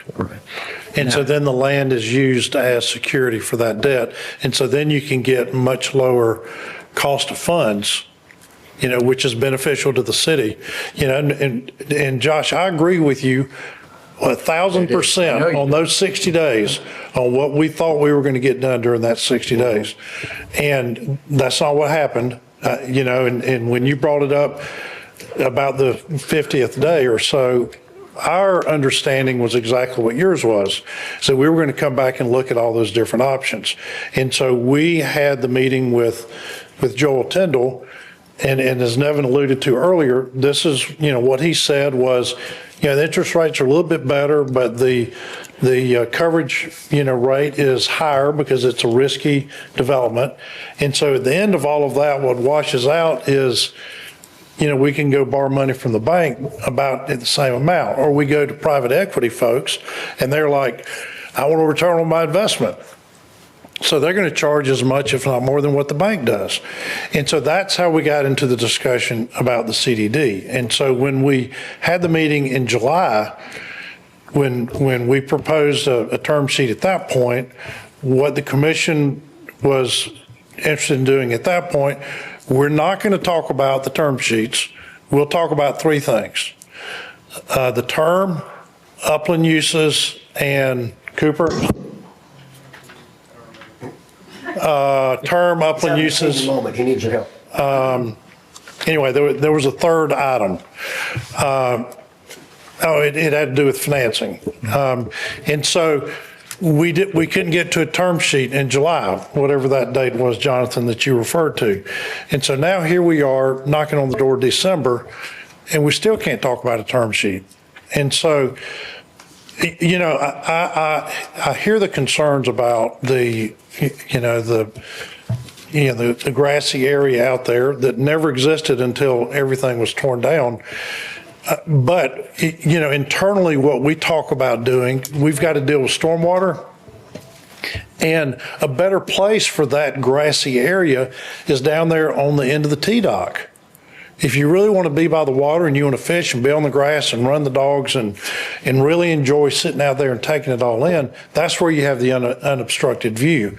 And so a way to address that is for the commission to say, we want X number of square feet of green space, or with this percentage.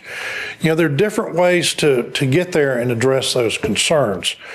And we have not run modeling on each one of these. Commissioner Street. And the cost of running modeling of these different financial options, it costs us about $10,000 or $15,000 to run a model to see exactly how this is going to play out. We have already done that for a lot of different options that the commission has asked us to do. And we can't go explore those things at that expense when we don't have a clear enough direction about where we're going. So, I'm not sure how this got up on the screen, but. Well, I asked because y'all brought up square footage and green space. I want to show you green space. Okay. So this is one of the, y'all recognize this as the, the post office and the amphitheater at Seaside. And so around that are all kinds of mixed uses. I don't know what the square footage is of all of that, but there are a lot of really interesting ideas of things that can be done out there that we want to work with you and we want to work with the public to figure that out. Is there a way to get there between here and there? We've provided you an option on Exhibit B to say, fine, let us move forward on this. And so this is a self-executing option to where when we finish with those 50 slips that we pay for, then it opens up 50,000 square feet of upland. We're not saying what that has to be. And we're not even saying where it has to be. We can work that out in the long-term agreement. But it gives us some assurance that there is additional revenue to help us deal with the risk that we're taking in developing the wetlands. If 50,000 isn't the right number, we can talk about that. But the 300,000 that scares everybody, comes from us taking the drawings that were created by the city. We had no involvement. We haven't drawn anything. And just taking the square footage of those as best we could tell in measuring it out, that's how we came up with 300,000. There was 190,000 there that was, torn down, by the city in the early 1990s, and then with the Civic Center, about 80,000 square feet. So, we're not coming up with crazy ideas that are just coming out of the thin air. We're trying to respond to, and we are responding to what you're sending to us, and just I want the public to understand that. We're not on some land grab at 300,000 or at 200,000. So if you want a particular green space, then say that that's what you want. There are ways for us to move forward. I would encourage you to move forward. And to your point about getting bids and Nevin's comments, I don't want to inhibit Gorman's ability to bid on it if you decide to go out for bids. They're in their business. That's their business. They do that day in and day out all the time. And so if we can't go forward with you whenever that time is, if it's tonight or some other time, it is better for you, if you're going to bid, to terminate our relationship so that Gorman can go bid on that if they choose to do that. Well, I don't think that's the path either. I just want to have an educated conversation about options we have to finance it. That's all I'm trying to do. So, William, you love to tell stories, so I'm going to tell you a story. Good. I love to hear stories. So I had a specific time that I was doing a development agreement with somebody outside of the city, and we had a very complex piece of land that involved some wetlands, had wetlands area that was adjacent, a conservation easement even. And so there were a lot of variables that were unknown to me and the partner as far as to what the expense and the site work were going to be. And we went through this conversation we worked on it for about a year. And finally it got to the point that we both just kind of stepped back and said, hey, let's take a time out.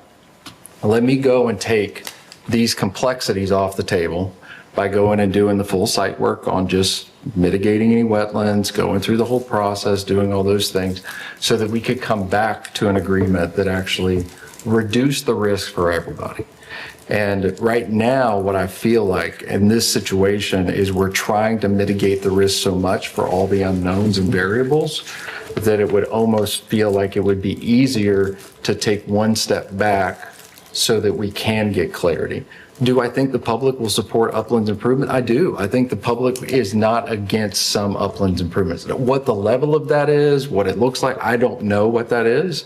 But I also understand in the financing model that there's probably needs to be some type of uplands uses. I think today was very helpful on getting a more defined view of what the ship store is. If you guys are acceptable to going down to something that's smaller, that'll reduce our overall costs. So, I mean, I think that was a great productive thing.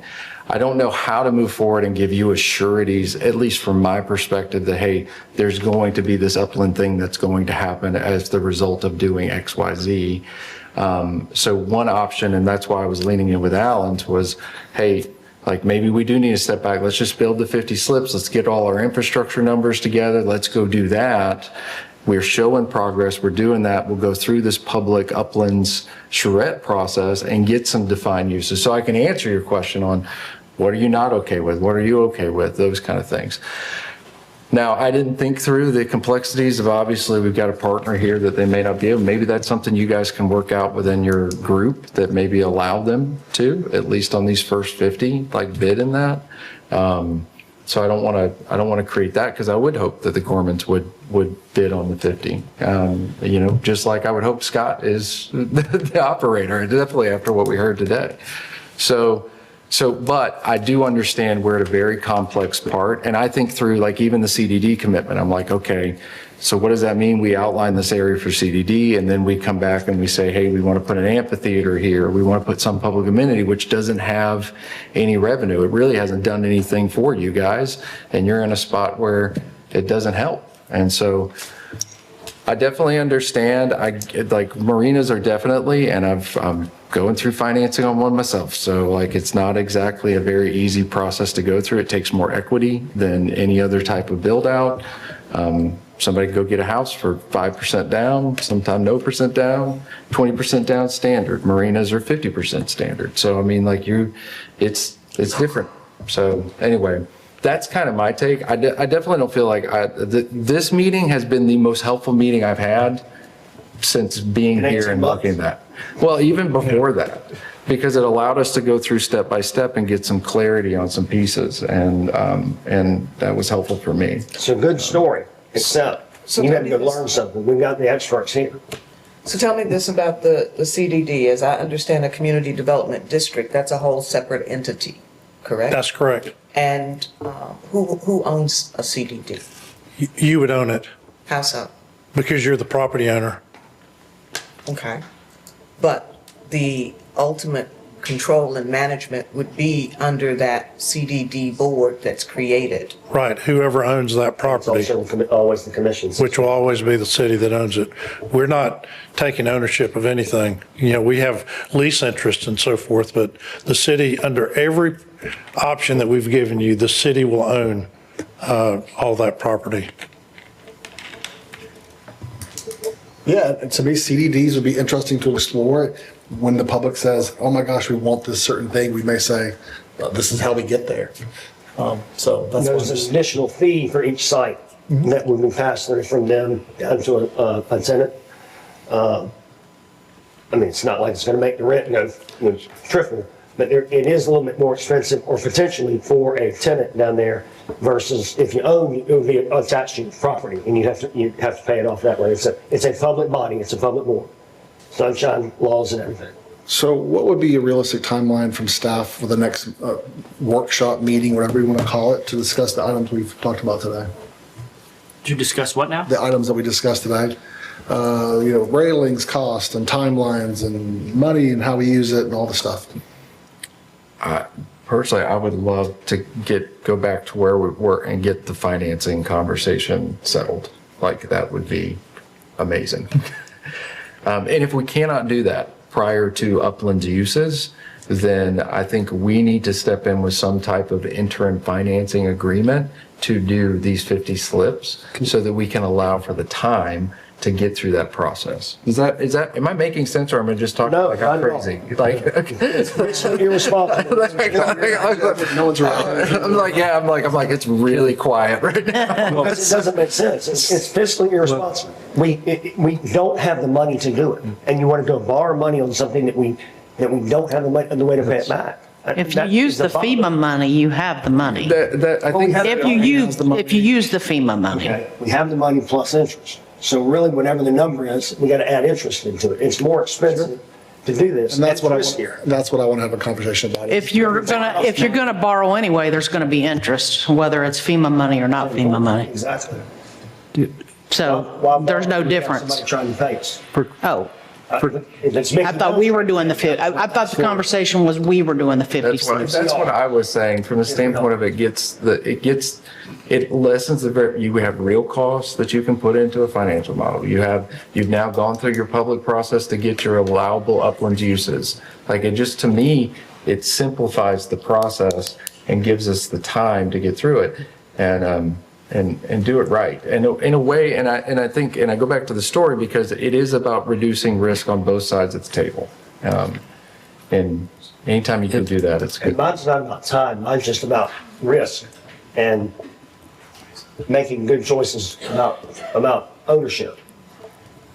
I told you on the way down here last time, I called 2 bankers and asked them if they give me a loan for the Panama Grammar thing. No, it was a hard no on both of them. If it's not good enough for them, it's good enough for the government, is the way he told me. I don't want to be in that position. If we're the only answer, it's not a good deal. Can I ask for clarification? Yes. Maybe an idea too. On financing, I believe what I'm hearing is if the city, and I'm going to just pick on the money that's needed to do 50 slips, and I've used 3 million, maybe it's 4 million, but it's some number like that. One is get a decent estimate of the cost, and the cost plus whatever it takes, restrooms, whatever else it takes to make 50 slips work. Because if the city were to do it, the only thing you would know for certain is that you can finance the 50 slips to get it going. And then you have a year and a half to try to determine what your permanent financing is. So one, get a good cost. I hope somebody, Joy, you writing this down? I'm writing it. Get a good cost. Number 2, then find construction costs. Then number 2, find out how much, call the bank, call Truist Bank, see if they would agree to allow the city to use a portion of the $150 million. And then talk to Olivia further about the FEMA, got her attention, about the FEMA funding as far as utilizing that. So I think that answers, and then we wouldn't know much more, but we could rehearse, go over again as far as the long-term financing. Financing with CMP, I believe that the question I would have to CMP is, are you willing, and I'm not asking for a response today, I'm trying to come up with something where you could get an interim report next week at the commission meeting. The question would be, it would be no financing if CMP were to do the 50 slips, they would pay for it. But the question on CMP is, would you be willing to accept that the city would work in good faith to go to conduit financing or with the CDD? And maybe we can find out some more information. We kind of know that conduit financing is legally available. Don't know that it's the interest rate that you need. The CDD will be problematic unless we figure out what goes on in the uplands, but it might work. I don't know. But that would be the question to CMP. Would they be willing, as far as their financing piece, to go ahead and then agree to us, the city, doing good faith considering it? But certainly, the city stuff, we could have an answer. Yeah, and including to Robbie's point, whenever we have financing options of ourselves that we could do, I want to know the loan costs for that too. Right. The carrying costs. So then we can have a real conversation about, should we let them do it or should we do it? So. Is it, Ms. Smith, I did a lot of speaking that deals with your. Sounded great. I knew you'd tell me if it was wrong. My only concern with the CDD is, this board is tax averse. This is another level of taxation that you're putting on this area, just so you're aware. The concern is you have to tax this section to pay the debt. There's no question about raising taxes or not raising taxes once you issue the CDD. Only users are the ones that pay for it. We won't have. You're the taxing authority. Right. You have to say, okay, your CDD, your taxes now this year are going to be 2 mils instead of 1 mil. Jan, what happens? I just want to make that Only clear. down on the marina. In the area, that's correct. Jan, what happens if you have an amphitheater that's owned by the city and operated by the city down there? City pays the taxes. City pays the taxes. Yep. An amphitheater? Yes, if No there's a taxes. public inside the CDD. we would be responsible Well, for maybe the paying city a would share pay of those taxes. We don't charge the county for taxes on things. They don't charge us for taxes on things. We don't pay fire assessment. I think Yeah. that's the piece where I'm like, it gets a lot clearer when you have your upland defined. I think if we did the That's fine, I CDD just thing, wanted that, Yeah. I be think what you're understood. going to find is you're absolutely right. We're going to have to tax whoever we allowed to build there. And in order to have enough tax base, we're going to have to allow a lot more building within that CDD. that's true too. I So, think that's so that's density, that's residential, that's another little small city. basically is. That's what a CDD is. It's its own entity. And while the city may continue to own the land, whoever is on that board, would the city commission be the board of it? I think not. It would be from whoever invests in that. No, it can't be. It's It can't be. owners of the property can. Yeah. And they don't own, whoever rents them, they don't own. I think a discussion about CDDs in a few weeks would be a great part of that meeting. Yeah, CDDs are, 9 o'clock. they're very interesting, and I've worked with them a long time, 30, 40 years. So, but I think the key here is a good faith effort to consider it. Is that what CMP is looking for? Because we're not going to be able to solve whether or not it makes sense or not tonight or even 3 months from now, but we can certainly learn a lot more about it. That was a question. So. I don't know, Nevin, if this is your soft way of asking about an interim agreement. I'm really not. No. I wouldn't recommend that we do that. No, But we're happy to explore all the financing options with you. Yeah, that's all. So I would recommend that we go back to identifying the financing, making sure that that's very clear before moving forward. I do like Alan's option that he brought up as far as like, hey, maybe we interimly finance 50 slips, awaiting the finishing of a SRET process and all these other things. I think that's that. Using the FEMA funds, I think it's a great idea too. And see where we can get with that.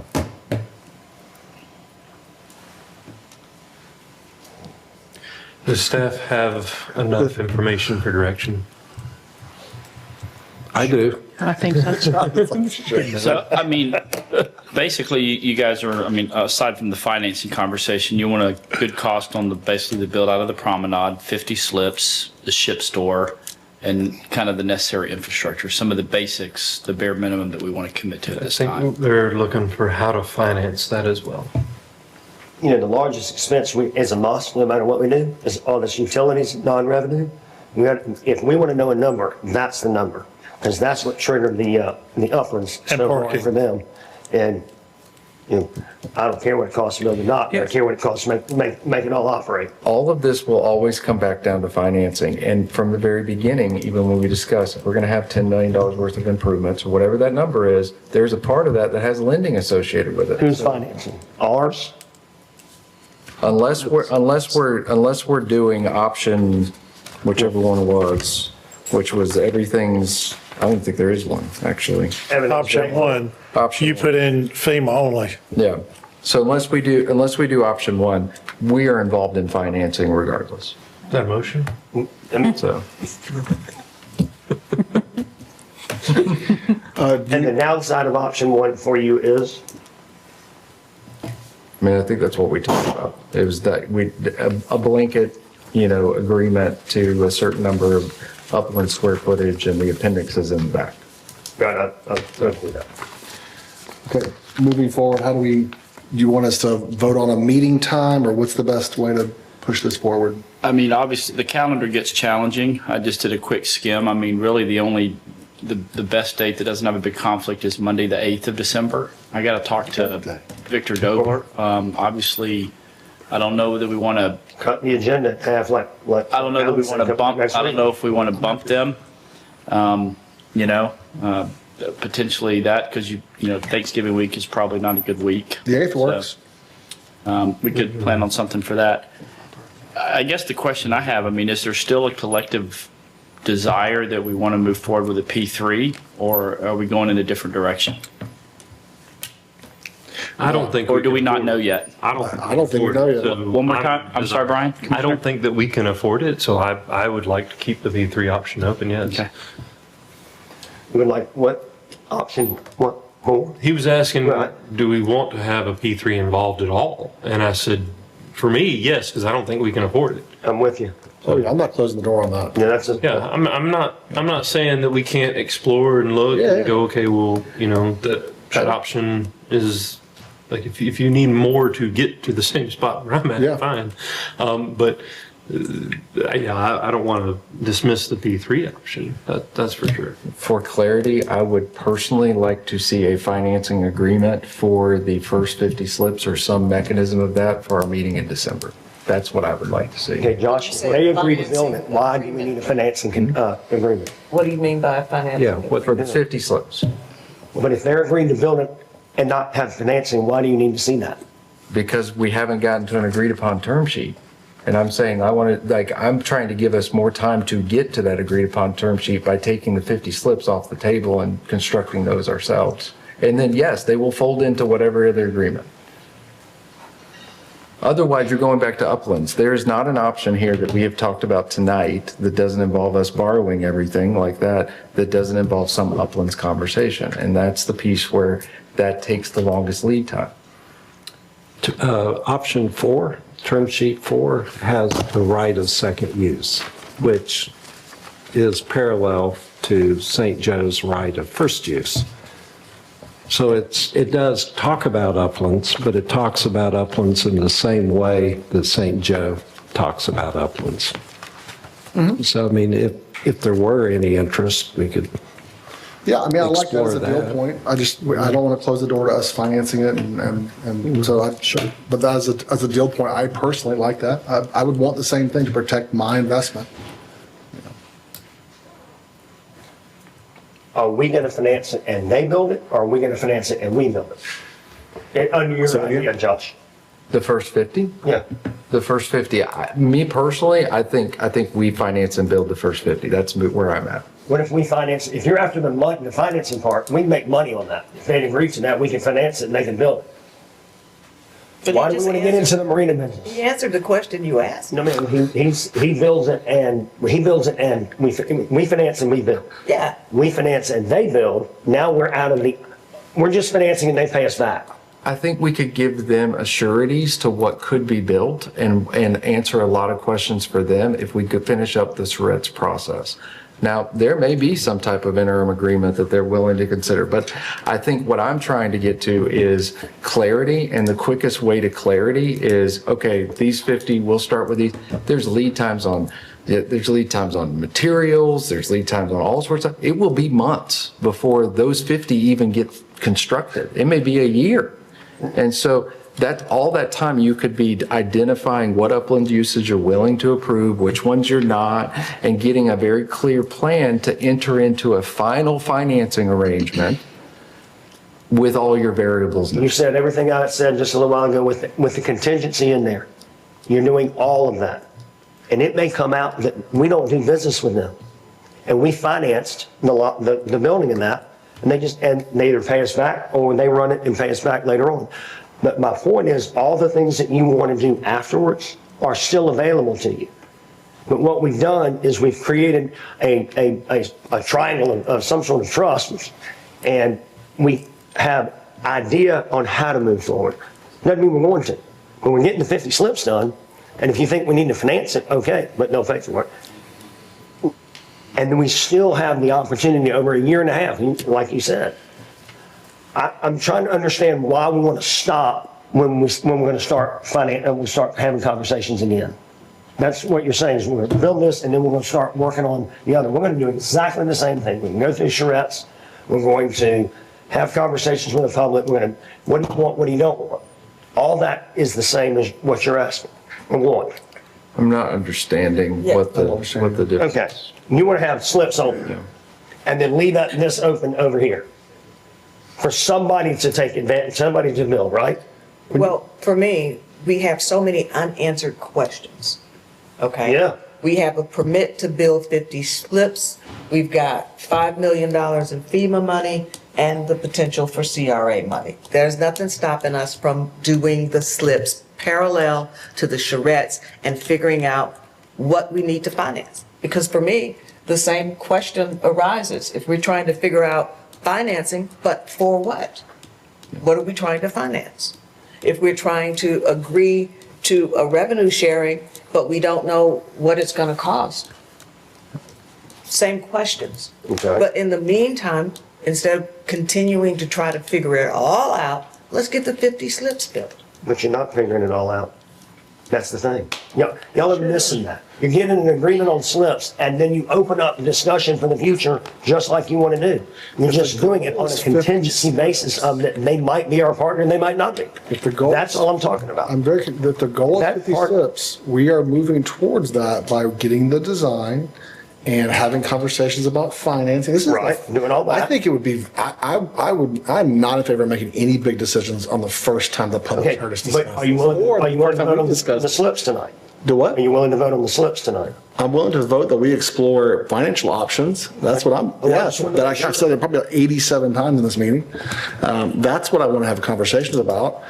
It's just early. I mean, unfortunately, if they had done the charrettes a year ago, we could be just running, but we can't go back. And the best I can do is say, I need a little bit of time to maybe end up in the exact same spot. And by the way, I'm not suggesting we've had this vote tonight. I'm trying to get on the same page with Josh about what he wants is the same thing that I'm asking about. It's just subject to, that's all I'm asking. There's no guarantee. But time is not what I'm after right now. I'm after, meaning I don't want to do that tonight. I'm just trying to understand what Josh is after. It's the same thing. So, but I know for me, the city doesn't do a good job. We don't need to manage. We don't do pay. We all agree that we don't need to do that stuff. Okay, and I haven't changed that position. But for me, going out and finding money that we don't have to do a project that's way over our heads, like me buying a Porsche right now. I don't need to buy a Porsche right now. Okay. Well, I can pay that back. We can't right now. We don't know how we're going to do that. Okay. I'm concerned that we're making a decision over something that we don't know how we're going to pay back, and that's a big deal. And it's stalling. And I'm ready to have those actual conversations. We haven't actually had those conversations where we talk about CDDs, we talk about this financing and that mechanism and how do we pay that back. We haven't had this. This is the first time. All that's fine. So so it feels like you're not wanting us to move in the direction of more discussions. No. Okay, so then let's move forward about scheduling that meeting. So, because unless we have that briefing of all our options, we're just talking about hypotheticals. And I'm not willing to vote on hypotheticals today. I want to move forward with the meeting and clarity and more engagement so that we can all shape a deal that they're happy with, that we're happy with, the citizens understand. So I don't know if you need a motion for like a meeting or something, but we need to move forward, and it's 8:15 at this Yeah, point. so, Mr. Mayor, I would ask, so, I was just assuming evening, but there are some additional options if we're open to 8 AM. I know typically we want to do more evening, but, and we'll have to find a location, and we will, but December 2nd, December 9th, 8 AM, Thursday, December 11th, 8 AM, or December 8th at 4:30 PM. That's not good for the public. I'm trying to keep the public around. Are we just going to be talking about financing, or are we talking about something else? Because I don't know how many people are going to want to come and listen to our spreadsheets. Yeah. It's whatever makes sense. I don't know. I've never done this before. How about this? If you're willing, it's possible, and maybe we'd know in a day or two, whether we could give kind of a short report at next Tuesday on just financing agreement from the city's perspective. We could try. Yeah. Ms. Smith, do you think that's something we could try to put together?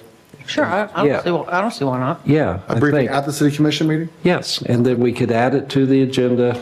If we can get it all together, we'll tell you about it ahead of time, individually. And then we'd see if we could get it on the agenda and we can just talk about it For next, for next Tuesday. Tuesday? that's a 4:30 PM. Yes. It's 4:30, okay. That works for me. Yeah, two other options would be to move the housing workshop and take that December 1st for this, move that into the new year, or even take away our town hall on Saturday, December 6th, and do a special meeting in the morning. That would be more flexible for people to attend because it's not during the work week. So I'm just trying to give options on if you want to do something if you want to do something in between, like say Thanksgiving and December 16th. Can we have certainty from some of the like marina supportive items like the railings and healthy? We already have some of these numbers. I just want to get them updated. Like, for example, I know the promenade is $2.5 million, concrete railing and lights. Now, that's probably a year and a half old. So, prices have come down, so it may be a little bit less. So, Who'd you get that? Nevin has been I guess pretty accurate on the 50 slips. My It's about worry is 2.5 after this meeting, I'm always like punch drunk until I get home and sleep tonight. And then I wake up the next night, I'm like, oh, I wish I would have asked this in the meeting. Much like the agenda for this, much like the structure of this meeting, it took me 3 days to go, what questions should I ask? And so a week from now is awesome, but my worry is in 2 days, I'm going to give you a list of things I want to know about. And you'll say, well, that's 3 weeks to get done. So I prefer it being at least 2 weeks away. Sure. To give us all space, because I'd like them to present about CDDs or anything that we need to do to talk about financing. The option of using December 1 and punting housing to the first of the year works. I mean, we've got just a little bit of time left in this holiday season and the meetings that we've already got scheduled. Yeah. We could prioritize housing in January and shift this one up. That would need a vote, though. I think that'd be appropriate, Mr. Mayor. Move to do so. Wait. Oh, I was like, where is that coming from? Yeah, where's it coming? Get on page a second. So you got the motion You got the motion? The motion is to move housing to January to January. and hold the financing. Is it a workshop or a special meeting? I would prefer you have it be a special meeting. Yeah. So in case you do want to vote. On December what? Give yourself options to be able December. to. December 1, Monday, 4:30 PM. Okay. It's my mom's birthday. All right, do we have a motion and do we have a second? I'll second. Do we have any discussion? I would just like to point out, we do have people that are scheduled to come in out of time for the December 1st meeting. They will know by 9 AM tomorrow morning that we're moving that, Make that 8:30. by 8:30, Okay. by 7:30. Eastern time? They'll know first thing. Any other discussion? Please call the roll. Commissioner Granger? Yes. Commissioner Street? No. Commissioner Hughes? Yes. Commissioner Lucas? Yes. Mayor Branch? Yes. Did you vote no, Commissioner I did. Street? Mayor, motion passes 4-1. All right, do I have a motion to adjourn? Motion to adjourn. Any discussion? Please call the roll. Yes. Commissioner Granger? Yes. Commissioner Street? Yes. Commissioner Hughes? Yes. Commissioner Lucas? Yes. Mayor Branch? Yes. Motion Thank you passes for 5-0. coming tonight, everybody. Ooh, Gavel. you're not supposed to have 4-hour meetings. I did. I said Big discussion.